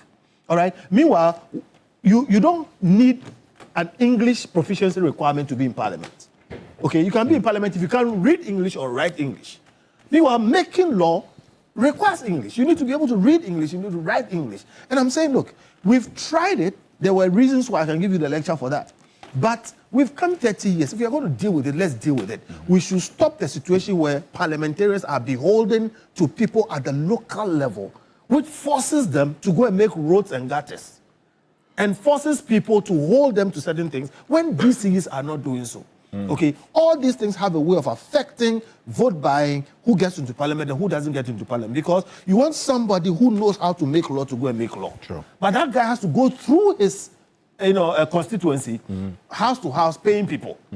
How is he going to make law instead of looking for money for the next election? So, point I'm making is that structurally, we've created a problem. And we will not really solve it until we change the structure. It doesn't happen quickly, it happens slowly. We have an opportunity now. I was hoping that we will go ahead and use that opportunity to really make sure. NDC? No. The NDC is in authority now, and I gave President Mahama credit for pushing Professor Prempe's committee. But I'm saying that I hope we go a bit further than we have gone to try and change the structure. I'm saying it does not also mean make a law or make a rule or pass, a judgment that everybody should go and vote. We don't have the structures for that. These things, they proceed, they process, they grow, they evolve. We've come from one point. You can see clearly that it used to be a smaller number, now it's a larger number. Okay, we'll go to the next number. But the heart of it is for us to create systems that allow for people to vote in primaries, okay, just like they do in other places. And that will go all the way back down to digitalization, to the Ghana card, to making sure that there can be a way of you determining ahead of time whether you are NDC or you are MPP or you are independent or you don't register or whatever it is. Then that will carry you forth into the primary, so that if NDC is doing their primaries, you can go and vote, because some time back you indicated I was this or that. The people who don't indicate, leave them alone, that kind of thing. I see. So there are processes for changing. For instance, you can change 3 months to the time. You can. And if we don't do it right, to 3 months to the time, everybody's going to shift to NDC, everybody's going to shift to MPP. In any case, if we are going to do that also, then within 1 week or so, both parties have to do their primaries, so that you don't have people shifting here or shifting there. I'm simply talking about systems. It's not, easy to just wish for these things and not build the systems. Let's build the systems. That's to be deliberate and strategic about it in terms of its implementation. Now, what we've seen is the special prosecutor as well also stepping in to investigate this. This is not the first time this attempt to investigate vote buying in internal party elections has come up, at least with the special prosecutor taking interest in it. 3 or 4 years ago, we saw it. And in fact, there were pictures of people put out in the public as persons under investigation for alleged vote buying or inducement. Is there going to be any outcome differently from what we've seen, from what you know of the OSC's work? Yeah, the special prosecutor going in there was curious for me. Curious because I was wondering the law on which they were standing. You see, so let's go straight. If you look at the representation of people's law, PNDC law 284, it's for public elections, presidential and then parliamentary. But somehow we're lucky that when the special prosecutor took on the Safo Kantanka case, somewhere near Kumasi, is there, just thereabout. They went to court, and the judge allowed it, meaning that when it comes to voting for a DC or confirmation of a DC in the district assembly, it's been considered as public enough because the person is going to public office directly, because that person has already been nominated or appointed by the president, subject to confirmation by the district assembly. So I can understand why in the Safu Kantanka case it went through, even though until that case you would have said that elections or confirmation in the district assembly of a DC or MCE is not a public election, etc. Right? But when it comes to party primaries, this one is further afield. It's a bit more distant. It's a bit more distant from the Safu Kantanka case. So I was wondering on what basis the special prosecutor could go in there. I mean, don't get me wrong. We all wish that we would have a law that would explicitly proscribe such vote buying in party primaries. This is not the first time. This debate has been on, as far as I can remember, that was even before I became a lawyer. And so if I can count, this is my 19th year. So that debate is at least 20 years old. It's just like Mr. Okanse, we did the story on it in the course of the week. And I liken this, the call for such a law, to the call for a new code of conduct for public officers, the one that will make sure that when you declare your assets, there would be publication of the assets so that it will help to stem the tide of corruption, right? Yes, so we all want a new law. That would help, because remember that Article 19, Clause 11 of our Constitution says that nothing is a crime unless it's been expressly provided for under the law, blah, blah, blah, punishment, etc.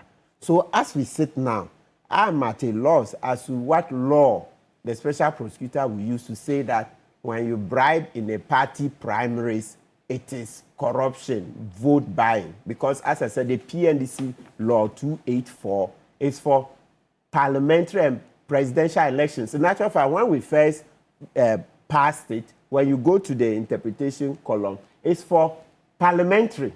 That was the first, I mean, when you look at it, that was what it initially was for. Then later we amended and added what? Presidential. Mm-hmm. So that tells you that, you see how we had to amend. And now, as I said, a court case said DCs to when you bribe, fine. But party primaries, you see, and let's not forget, the other lawyers said they will weigh in. When it comes to criminal law, you want certainty of the law. We don't like setting traps for people. We don't, in criminal law, you don't set traps. The courts don't lightly create offenses. To create an offense, you go to parliament. Let the parliamentarians create. Then the courts interpret and enforce. Courts don't create criminal offenses lightly. So I have doubts as to what the special prosecutor can really stand on. You see, it's becoming matry makwe. Yes, we tried the Safu Kantanka one. It worked. But we would soon run out of luck. Why don't we pass it? A debate that's gone on for 20 years. So are we saying that all the lawyers who have waited, and I'm sure a lot have died, and other citizens for 20 years, we didn't know that we could stretch PNDC law 284 to cover party primaries whilst we're making these arguments for at least 20 years? Are we saying that the whole country, all the big lawyers, for the past 20 years, and PNDC law 284 is a PNDC law, so before 1992, it's been there. We used it, for the district assembly elections as part of the decentralization reforms, etc., right? So are we saying that no lawyer saw that, oh, you can stretch that law to cover party primaries? Is that what we are saying? Over all these decades, no lawyer saw that we could stretch it. So there's a limit to which we can stretch. Why don't we pass a law simply to cater for what we have on our hands, party primaries? That would be better for all of us. We all want to stem the tide. And so, Mr. Okanse, that's how come, I hope it's inherent in your question. That's how come I saw that the NDC lost a very fine opportunity to, seize the moment. When Ayarga and Co. gave that beautiful statement from Parliament that no, they want an annulment. NDC should have annulled the result. You think they could have done something different? Yes. Oh, absolutely. This U-turn. Yeah. I was shocked. I was like, you've taken the high moral stand. IRG's statement, the majority caucus said they want an annulment. The party, NDC, should have granted them, annul it, ban all of those candidates, bring fresh candidates. In any event, you have an overwhelming majority in parliament. You have 2/3. You have 2/3. So on an occasion where you have 2/3, you are not willing to it's not even sacrifice. Who says if they brought any other candidate, they would have lost? But in any event, if even they were to lose that election, it's insignificant. So the NDC lost a fine opportunity to really stamp that authority. I was like, hey, is that the beginning of the decline? Yeah, is that the beginning of the decline? Because how? You guys, you have such a huge majority in parliament. So if you were even to gamble by disqualifying these people and bringing somebody who is not known and you were to lose, it's nothing. It will pale into insignificance because just losing one seat, it's nothing.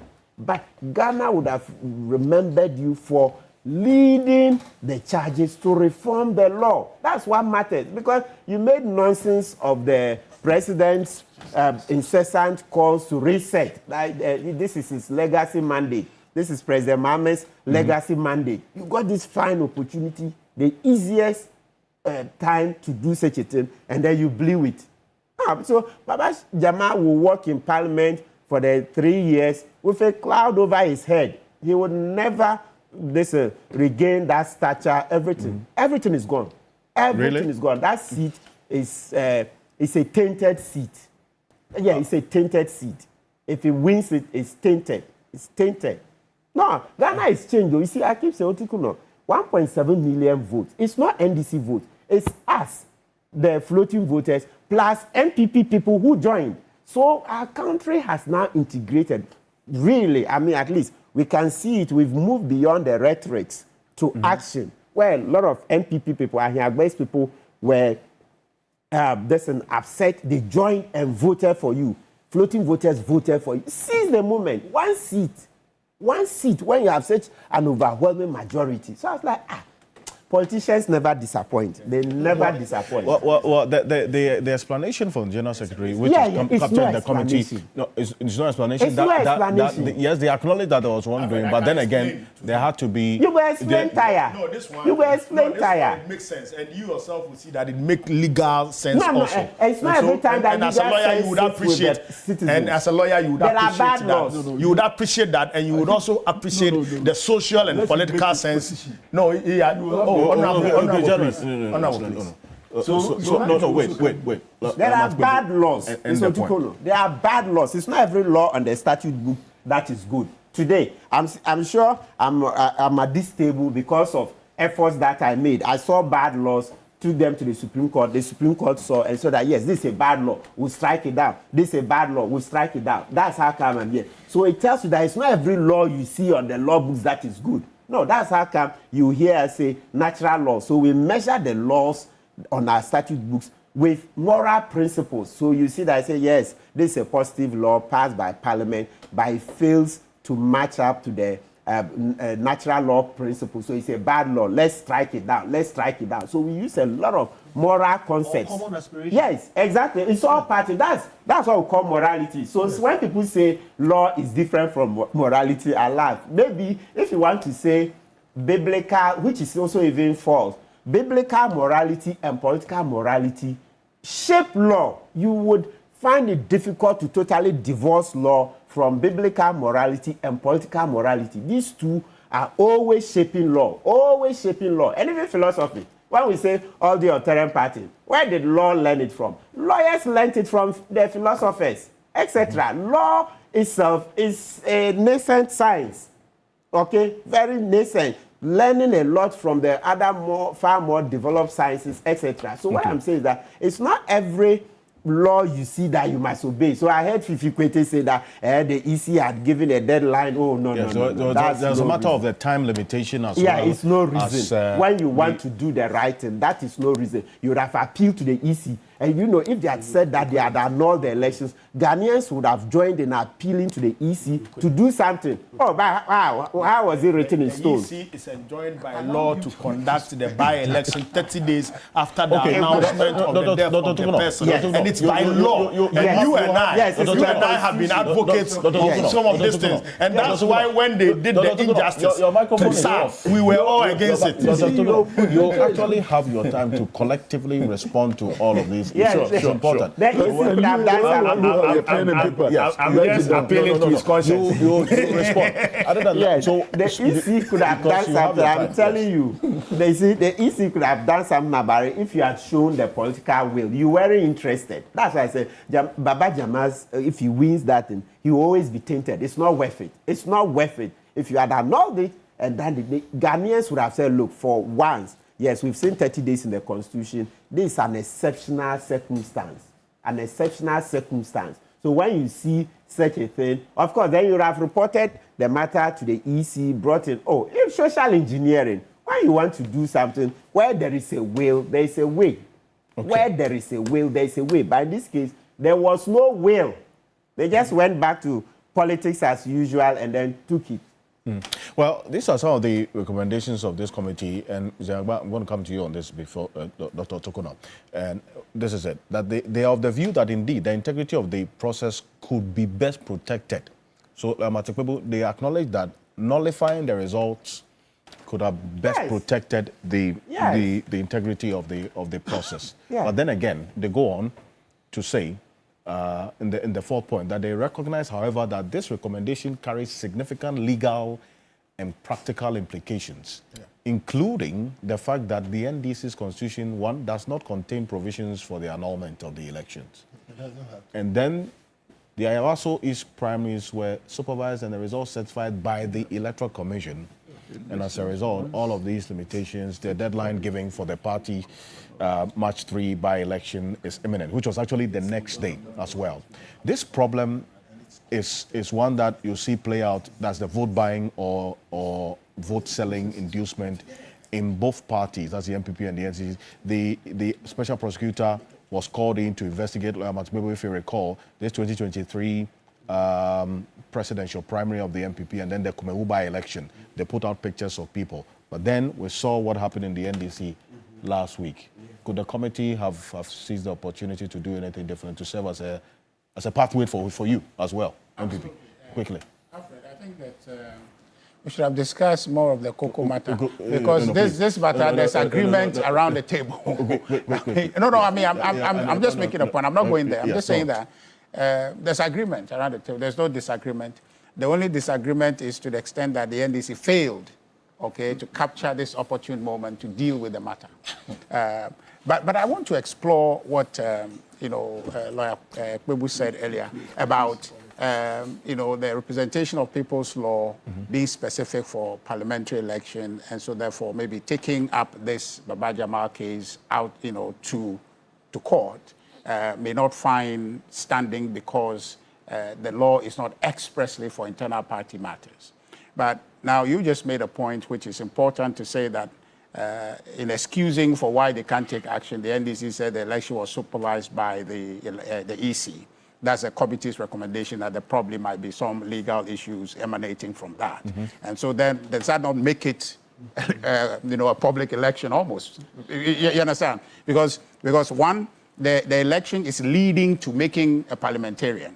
And that 284 actually is about parliamentary elections. And so can we not find access there in court to deal with this matter? I think just so maybe you can look at that. But the NDC actually blinked on the matter, and in doing so have lost the opportunity for all of us to engage this matter expressly. All across along the table here, people will agree with you. I think that it dilutes our democracy. The impact of these, money and gift giving to influence people. And the law was express. It says that anybody who does that commits an act of bribery. And so if that is a crime, then we should find a way to fight it. I want lawyers to tell us why we cannot find standing in court with that action consistent with 284. So I think that the NDC really they have to bow their heads in shame. I know this is just wrong. They themselves, a committee they put together, has found something to be untoward. But somehow the party is arguing that, because of the shortness of time to file with EC, and so therefore we're going to go ahead. We in Ayawaso East, we had an acclamation, we selected a candidate, we didn't do a primaries. So if they wanted, they can actually annul that election. In fact, there are members in parliament that have given them a pathway to doing that, annul it, and then you can do an acclamation. Even that day, you find a candidate, to come up. Because in the interest of advancing democracy, this is something that we need to deal with expressly. In the MPP, in the NDC. So it's not really a question of NDC problem per se. It's a problem that confronts our democracy, and the opportunity was presented. The country saw it. And so therefore, there was no way to hide it. And that moment, we need to rise to the occasion to deal with this matter expressly. And the NDC lost the opportunity. And that will be a blot on their history. And I think I agree with Matic Pebu to say that if our brother Baba Jamal, a good friend and a very distinguished individual, but yet his opportunity to go to parliament has become a serious bone of contention. Nobody likes that. What happened? We don't like it because it weakens our democracy. It takes away the sanctity of the vote to the highest bidder. How can we have a democracy like that? Who is Baba Jamal going to serve in parliament? His interest or the interest of the people he procured? So that's a challenge, and I think that they've let the country down. Okay.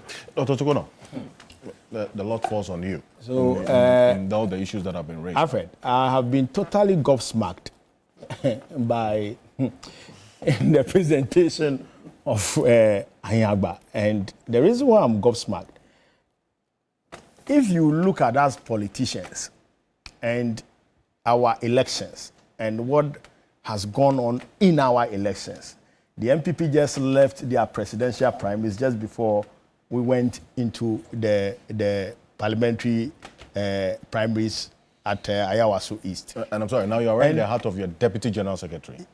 You said? You're wearing the hat, your hat. My former Deputy General Secretary. I'm a former Deputy General Secretary, but I'm the Director of in the party relations. I'm a party executive, actually. Now, I'm totally shocked because for anybody in the MPP to make the claim that we blinked on this matter and we have lost an opportunity to make a statement, smacks of what you may want to describe as stratospheric levels of hypocrisy, if you want, because they just finished their elections in the presidential primaries, and TV3, you had videos interviewing delegates who were saying that, they have collected Kennedy, and all those things. They were displaying them all over the place. So there you were sleeping or you were blinking. What were you doing? Couldn't you have cancelled the presidential primaries? Or it doesn't apply to your presidential primaries. In this country, we have seen parliamentary primaries where Uber cars have been distributed under the MPP. Motorbikes distributed. Aboboya distributed. And we have seen the videos, we have seen images on them. I think Central Region also, that was where they distributed the Uber cars. Please, don't start. Okay. Don't start. Okay. You see, if you want equity, you come with clear hands. And you are telling us that we are blinked on an opportunity. But you have slept on an opportunity. Numerous opportunities, plenty of them. And you slept on them. So you lack the moral authority, the moral temerity to even complain about this matter and make statements like we are blinked, we missed an opportunity, blah, blah, blah. Having said that, Alfred, we all know that the issue of vote buying is a problem of democracy, and Kofi couldn't have put it any better. When you have democracy, you have vote buying. It is only in an authoritarian system where you have a traditional or royal leadership where you don't have vote buying. Even that one, people lobby and get families to support them. But in a democracy, irrespective of the structure of the democracy, you have vote buying. So far as there would be a need for people to put their minds together to make a decision on somebody, there will be some form of vote buying. And so let's look at our system. So we have the delegate system. I have my own issues with the delegate system. And I believe that we can do better. And that is why in 2015, when I was part of the executives of the NDC, we decided to change the route to eliminate, in fact, you can't eliminate, but reduce the vote buying in our internal elections. So we said that, look, let's do universal adult suffrage, so that in the election of our parliamentary candidates and presidential candidates, every single member should vote. We did a registration. We registered over 2 million to 2.5 million people who participated in our 2015 primaries. Now, we realized that there were some inefficiencies in the system. So subsequently, we had to change that. But even in doing that, we still expanded our delegate system. And now about 380,000 people are voting in our elections. The MPP have about a little, later they learned from us. They expanded and they are doing over 200. But we are doing 380,000. So we as a party, by principle, by philosophy, by our standing, we shrine against this idea of vote buying. And we have put measures in place, developed the party in a manner that we are able to reduce the vote buying. But this is just one instance that came out. And I am very proud of our party. I'm very proud of our president. Immediately the news broke out. The first action, the president didn't even sleep for hours. He recalled the person in question. That was going to be an eventual outcome. You call this blinking. No, please. Okay, hold on. You call this blinking on the matter when the president has acted on the spot. That is not blinking for me. You will not get this under Akufo-Addo. Can you get this under Akufo? We saw President Akufo-Addo in this country. Will you get this under President Akufo-Addo? Even in the glaring face of criminal offenses, he was clearing people. How did he get the name the clearing agent? He was clearing everything, including instances like this, which were obvious. There are CEOs who were paying people. You had a sitting controller and accountant general go contest election, pay people openly, and still come back and take his job. What was Akufo-Addo doing? Sleeping or blinking? And so let's not go there. There is an issue at hand, and we have constraints. And we have to take the decisions based on the constraints available. And so the party said, quickly, immediately the issue happened. Just even before the president will relieve the person, we issued a statement and set up a 3-member committee. The premise was still in session. They had not ended when we issued the statement. You call this blinking? We acted on the spot. Never in the history of this country have we had any political party that has acted with such speed in a matter that involves the political party or in a matter that involves vote buying. It has never happened. Never in this country. So we set out the committee before the primaries ended. The committee did their work. We were supposed to file nominations with the EC on Wednesday. The primaries was held on Saturday. The committee had Sunday and Monday to do their work. The committee submitted their report on Monday. Listen to this carefully. Tuesday, I think. Yes, no, Monday. They submitted their report on Monday. So Sunday and Monday, they had the days to work. They submitted their report on Tuesday, and we had to make a decision on that report. The filing was Wednesday. We have found them culpable. There were some allegations of, paying people and all that. We would come into whether those things constitute vote buying and all those things. But the committee said they are guilty of giving some incentives to the voters. So the party should punish them.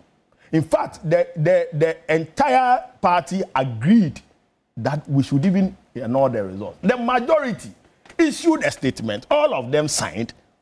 All the regional caucus leaders signed that we should ignore the results. We got the report on Tuesday.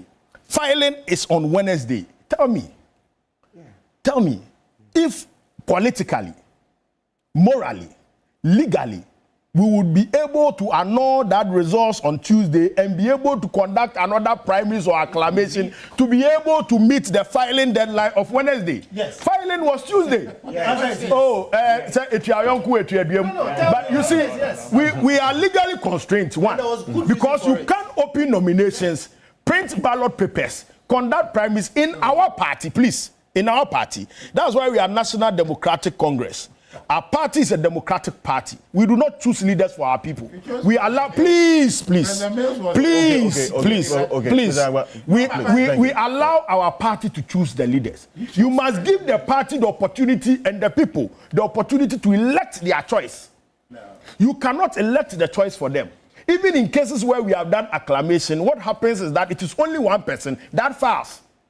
But you don't have the time to open nomination, go by your constitution, open nominations, people file, you do elections, print ballot papers, bring them together and vote and do the elections before you go and file on Wednesday. Do you know what goes into filing nomination? Do you know what goes into filing nomination? By law, Electoral Commission requires you to fill a form, get endorsement from all the polling stations and all the electoral areas before your form is valid. So you are telling me that I should go and organize primaries on Wednesday, open nominations on Wednesday, pick the nominations, organize primaries, print ballot papers, do the election, go run and collect signatures, and go and file by 5 p.m. on Wednesday. Who would do that? But you just ask yourself, does it even make sense? And so we are legally constrained. And remember that the Electoral Commission, upon the announcement of the death of the member of parliament, you have 30 days to organize the elections. Never in the history of this country has this been varied. And if the Electoral Commission want to vary it, they would have to go to court for court to grant them the permission to vary it. So you are saying that on Tuesday evening, we should take the decision that we have annulled our primaries so that we go and beg Electoral Commission, that go and call your lawyers and use state money to pay them, so that they go to court and go and plead with the court, that the court will vary that provision that they have 30 days to do the election and change the dates for their elections program. You can't do that. No, but why did the I sympathize with Lawyer Martin Tebu. I sympathize with this position. And obviously, this would have been the ideal position that the NDC would have loved to play. Because from the actions that we have shown, we've shown goodwill. President took the decision immediately to withdraw him. Party within the primaries issued a statement. We formed the committee. We have shown goodwill. And never in this country has that been done. Obviously, you should grant us that modicum. That Saturday night, you could have finished the committee work. No, Martin. Saturday, you could have finished. Grant us that 24-hour sitting. Grant us that modicum of please. Grant us that modicum of wisdom, of even respect, that at least the NDC has shown some goodwill, some small goodwill, that we are willing to act on this matter, and that if we were not constrained by the law, we wouldn't have taken. And look, we didn't take a decision politically motivated. We took a decision because, well, we considered, one, the moral grounding of that decision, the legal restrictions or constraints of that decision, and even the political constraints. And so we had to take a very difficult decision. Thank you. And owing to that, we didn't leave it there. We said, look, the others that were implicated in the report, some of them are government appointees. So we have requested that action is taken on all of them. Beyond that, we have extended the committee that we set up to look into how to prevent future occurrences. And that is the kind of commitment we want from political leaders. And this is something you could never dream of under MPP or in MPP. You understand? And so let's not get answer your question. Let's not get Richard Ahiagba. Come and play all good. The angel. You missed the opportunity. We could have done that. We could have done that. Please, we were constrained. And given the opportunity, I believe that all our reforms as a nation, our constitutional review, as much as possible, should take into consideration the need to put measures in place to eliminate this act of good buying. Thank you. Otherwise, all of us, some point in time, including Richard Ayagba, could be victims of vote buying. Because there may be times where you don't have money and your opponent has money more than you. He will buy the vote. Dr. Peter Boalo, thank you. We'll be back shortly after this quick break. Stay with us.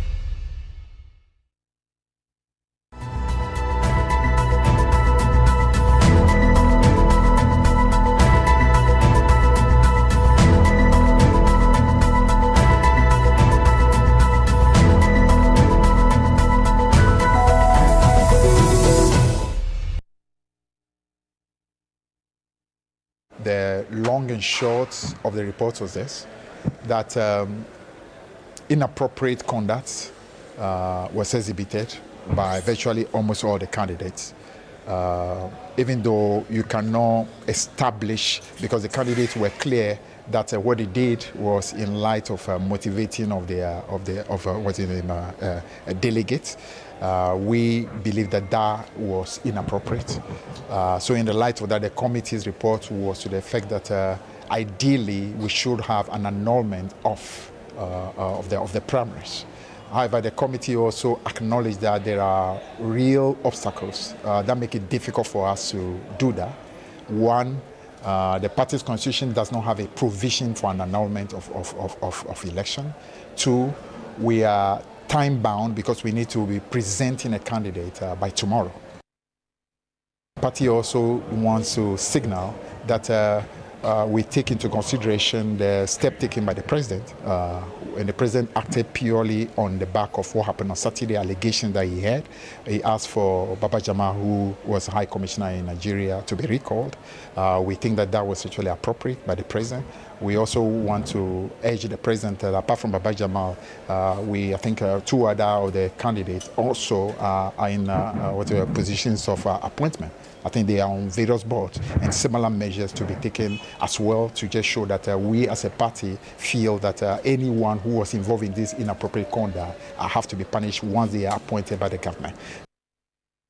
We are going to do a comprehensive review of the whole processes that leads to our elections in our internal elections are concerned. So we are expanding the committee that was appointed. We are adding 4 more members to that committee to make a 7-member committee. And that 7-member committee will extensively come up with recommendations as to how we can once and for all deal with this, should I call it, canker, which has to do with anything that amounts to inappropriate conduct as far as elections are concerned. Welcome back to Keep On TV3. We're live on 3FM 92.7. Nana Kwame Asante says, please, Andy Apiakubi was a victim of vote buying. He should share his experience on what happened, and we'll all get to know that we have a long way to go when it comes to sanitizing our democracy, internally and externally. Apiakubi, yes, is it true? Oh, well, yes, it's true. In fact, there was even an occasion that I gave an interview after our primaries, and I mentioned that if this is the way we are going, I will not contest any elections. And indeed, all of us, in fact, come to think of us, all of us are guilty. We have all participated in this thing we are doing. Including you? But including me, why not? Right.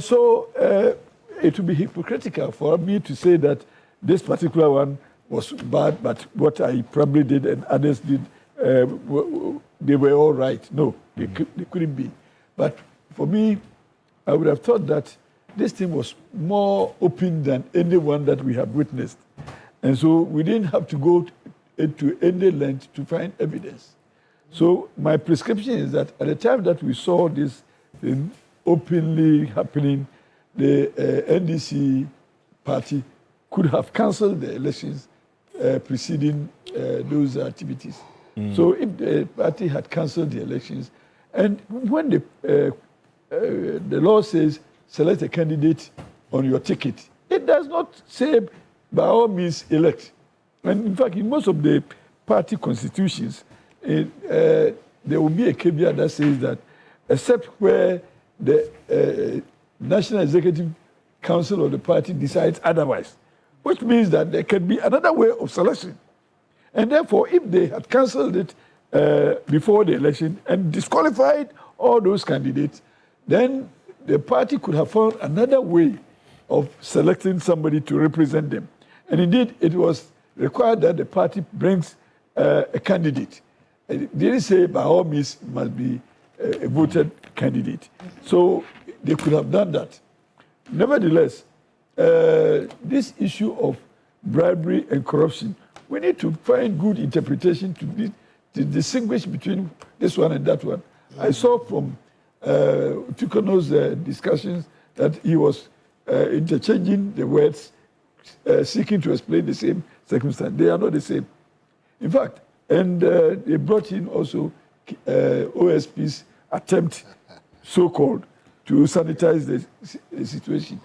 And I think that OSP has a tall order before him if he gets into those dangerous areas. Because corruption doesn't mean only just giving money or taking money. Corruption has an inherent element of you having been influenced by the material gain to do something otherwise than you would have done if you had not taken the money. So how do you prove that pursuant to the taking of the money, I voted in the line of the expectation of the giver of that money? Because that cannot be proven. So it is difficult.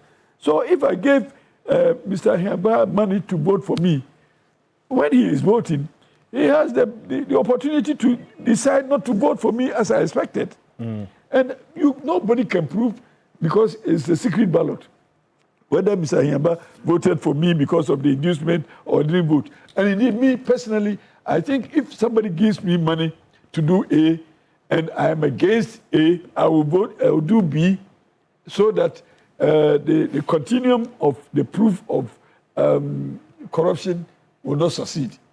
And in that case, if you are not able to prove that there was a change of mind for the sake of the inducement, you cannot prove corruption. Right. So Mr. OSP shouldn't waste too much time on that.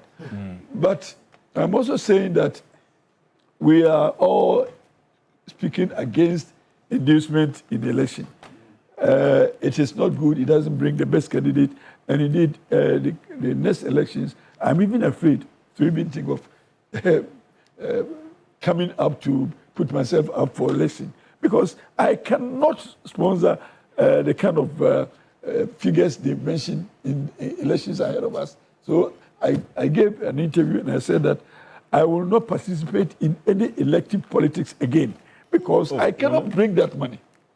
I don't see myself finding such huge monies and putting that in elections. Because in the history of my participation in elections, I don't think there is any material benefit that I can point out to justify the kind of investment that will have to go to somebody to borrow money or to solicit for money when you go and throw that money and the position doesn't require any money. In fact, in the parliamentary arrangements, and I bet every parliamentarian to come and tell me that the money you spend in your election, you will be able to realize it in your participation or in your period as a parliamentarian. You will not, unless there's any wrongdoing somewhere. Purely from your you can't do it.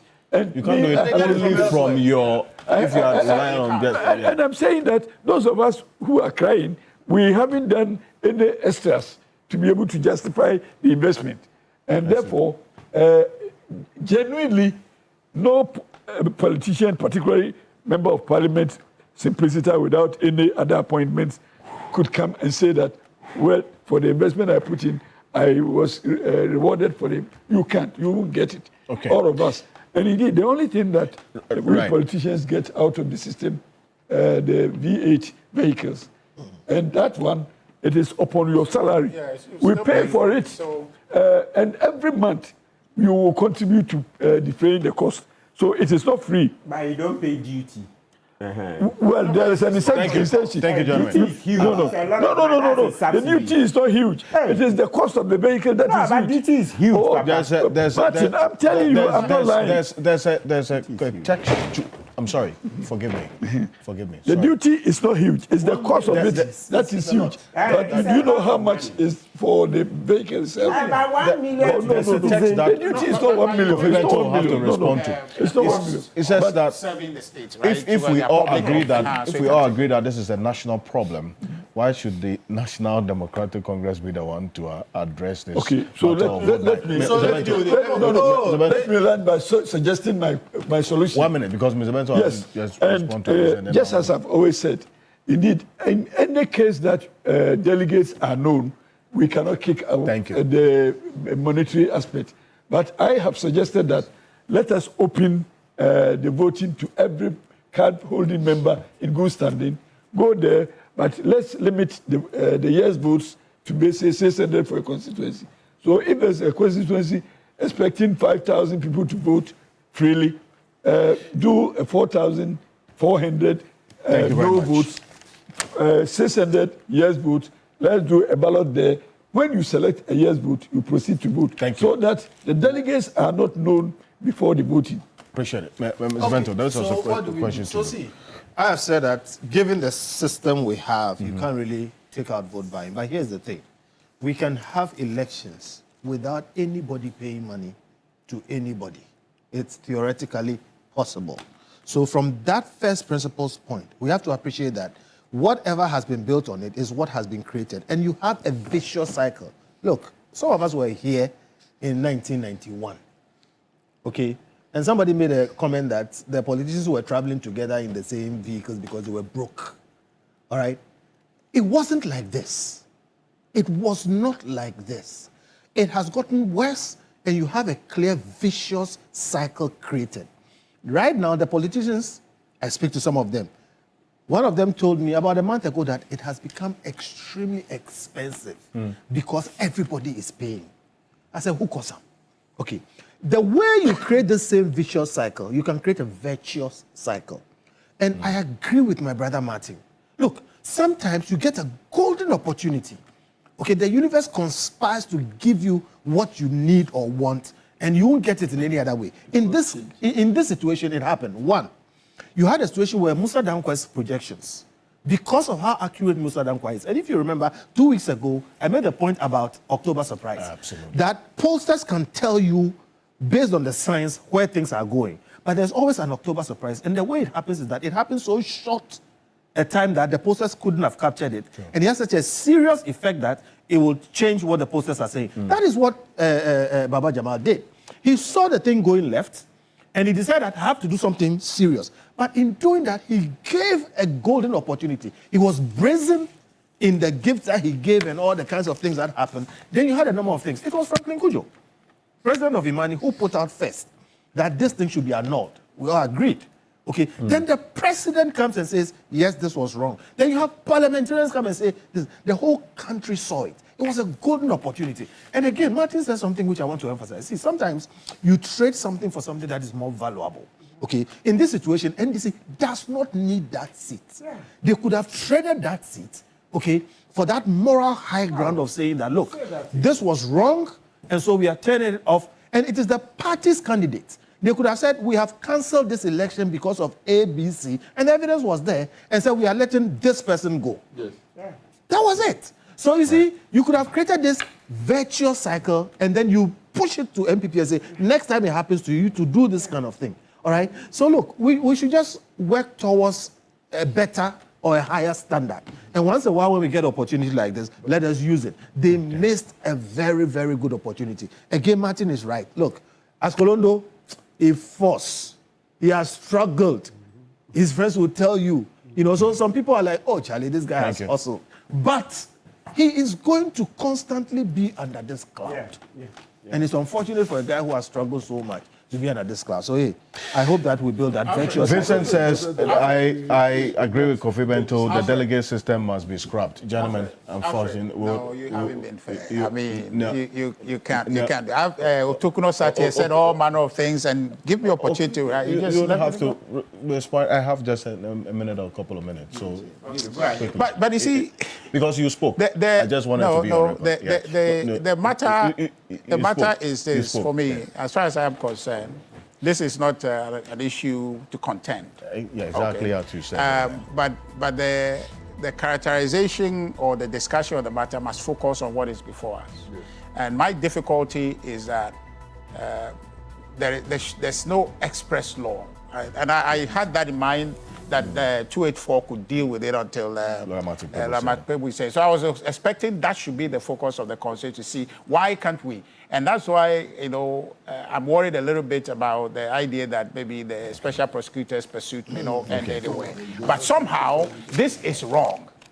Their own, the NDC committee found this to be egregious. And so to the extent that we must deal with this, are we accepting that this wrong that we all agree is wrong should just be let go when we all know that it's a problem? You understand? So, but anyway, Alfred, Thank you very much. I think that next time, let's focus the going time to be on the matter that's affecting farmers. This whole thing about talking about Thank you very much in elections is something that anybody contends. Thanks to you as well, Martin Pebo, and also the Honorable Andy Apiakobi. Thank you as well. At least let me greet my wife. Okay. If you greet your wife, we'll greet our wives. And then you greet my wife. Oh. I also greet my wife. You know you want to greet. I wanted to talk about Okay, thank you very much. We'll be back shortly. Sports is up next. I'm Alfred Okansi. Have a good weekend.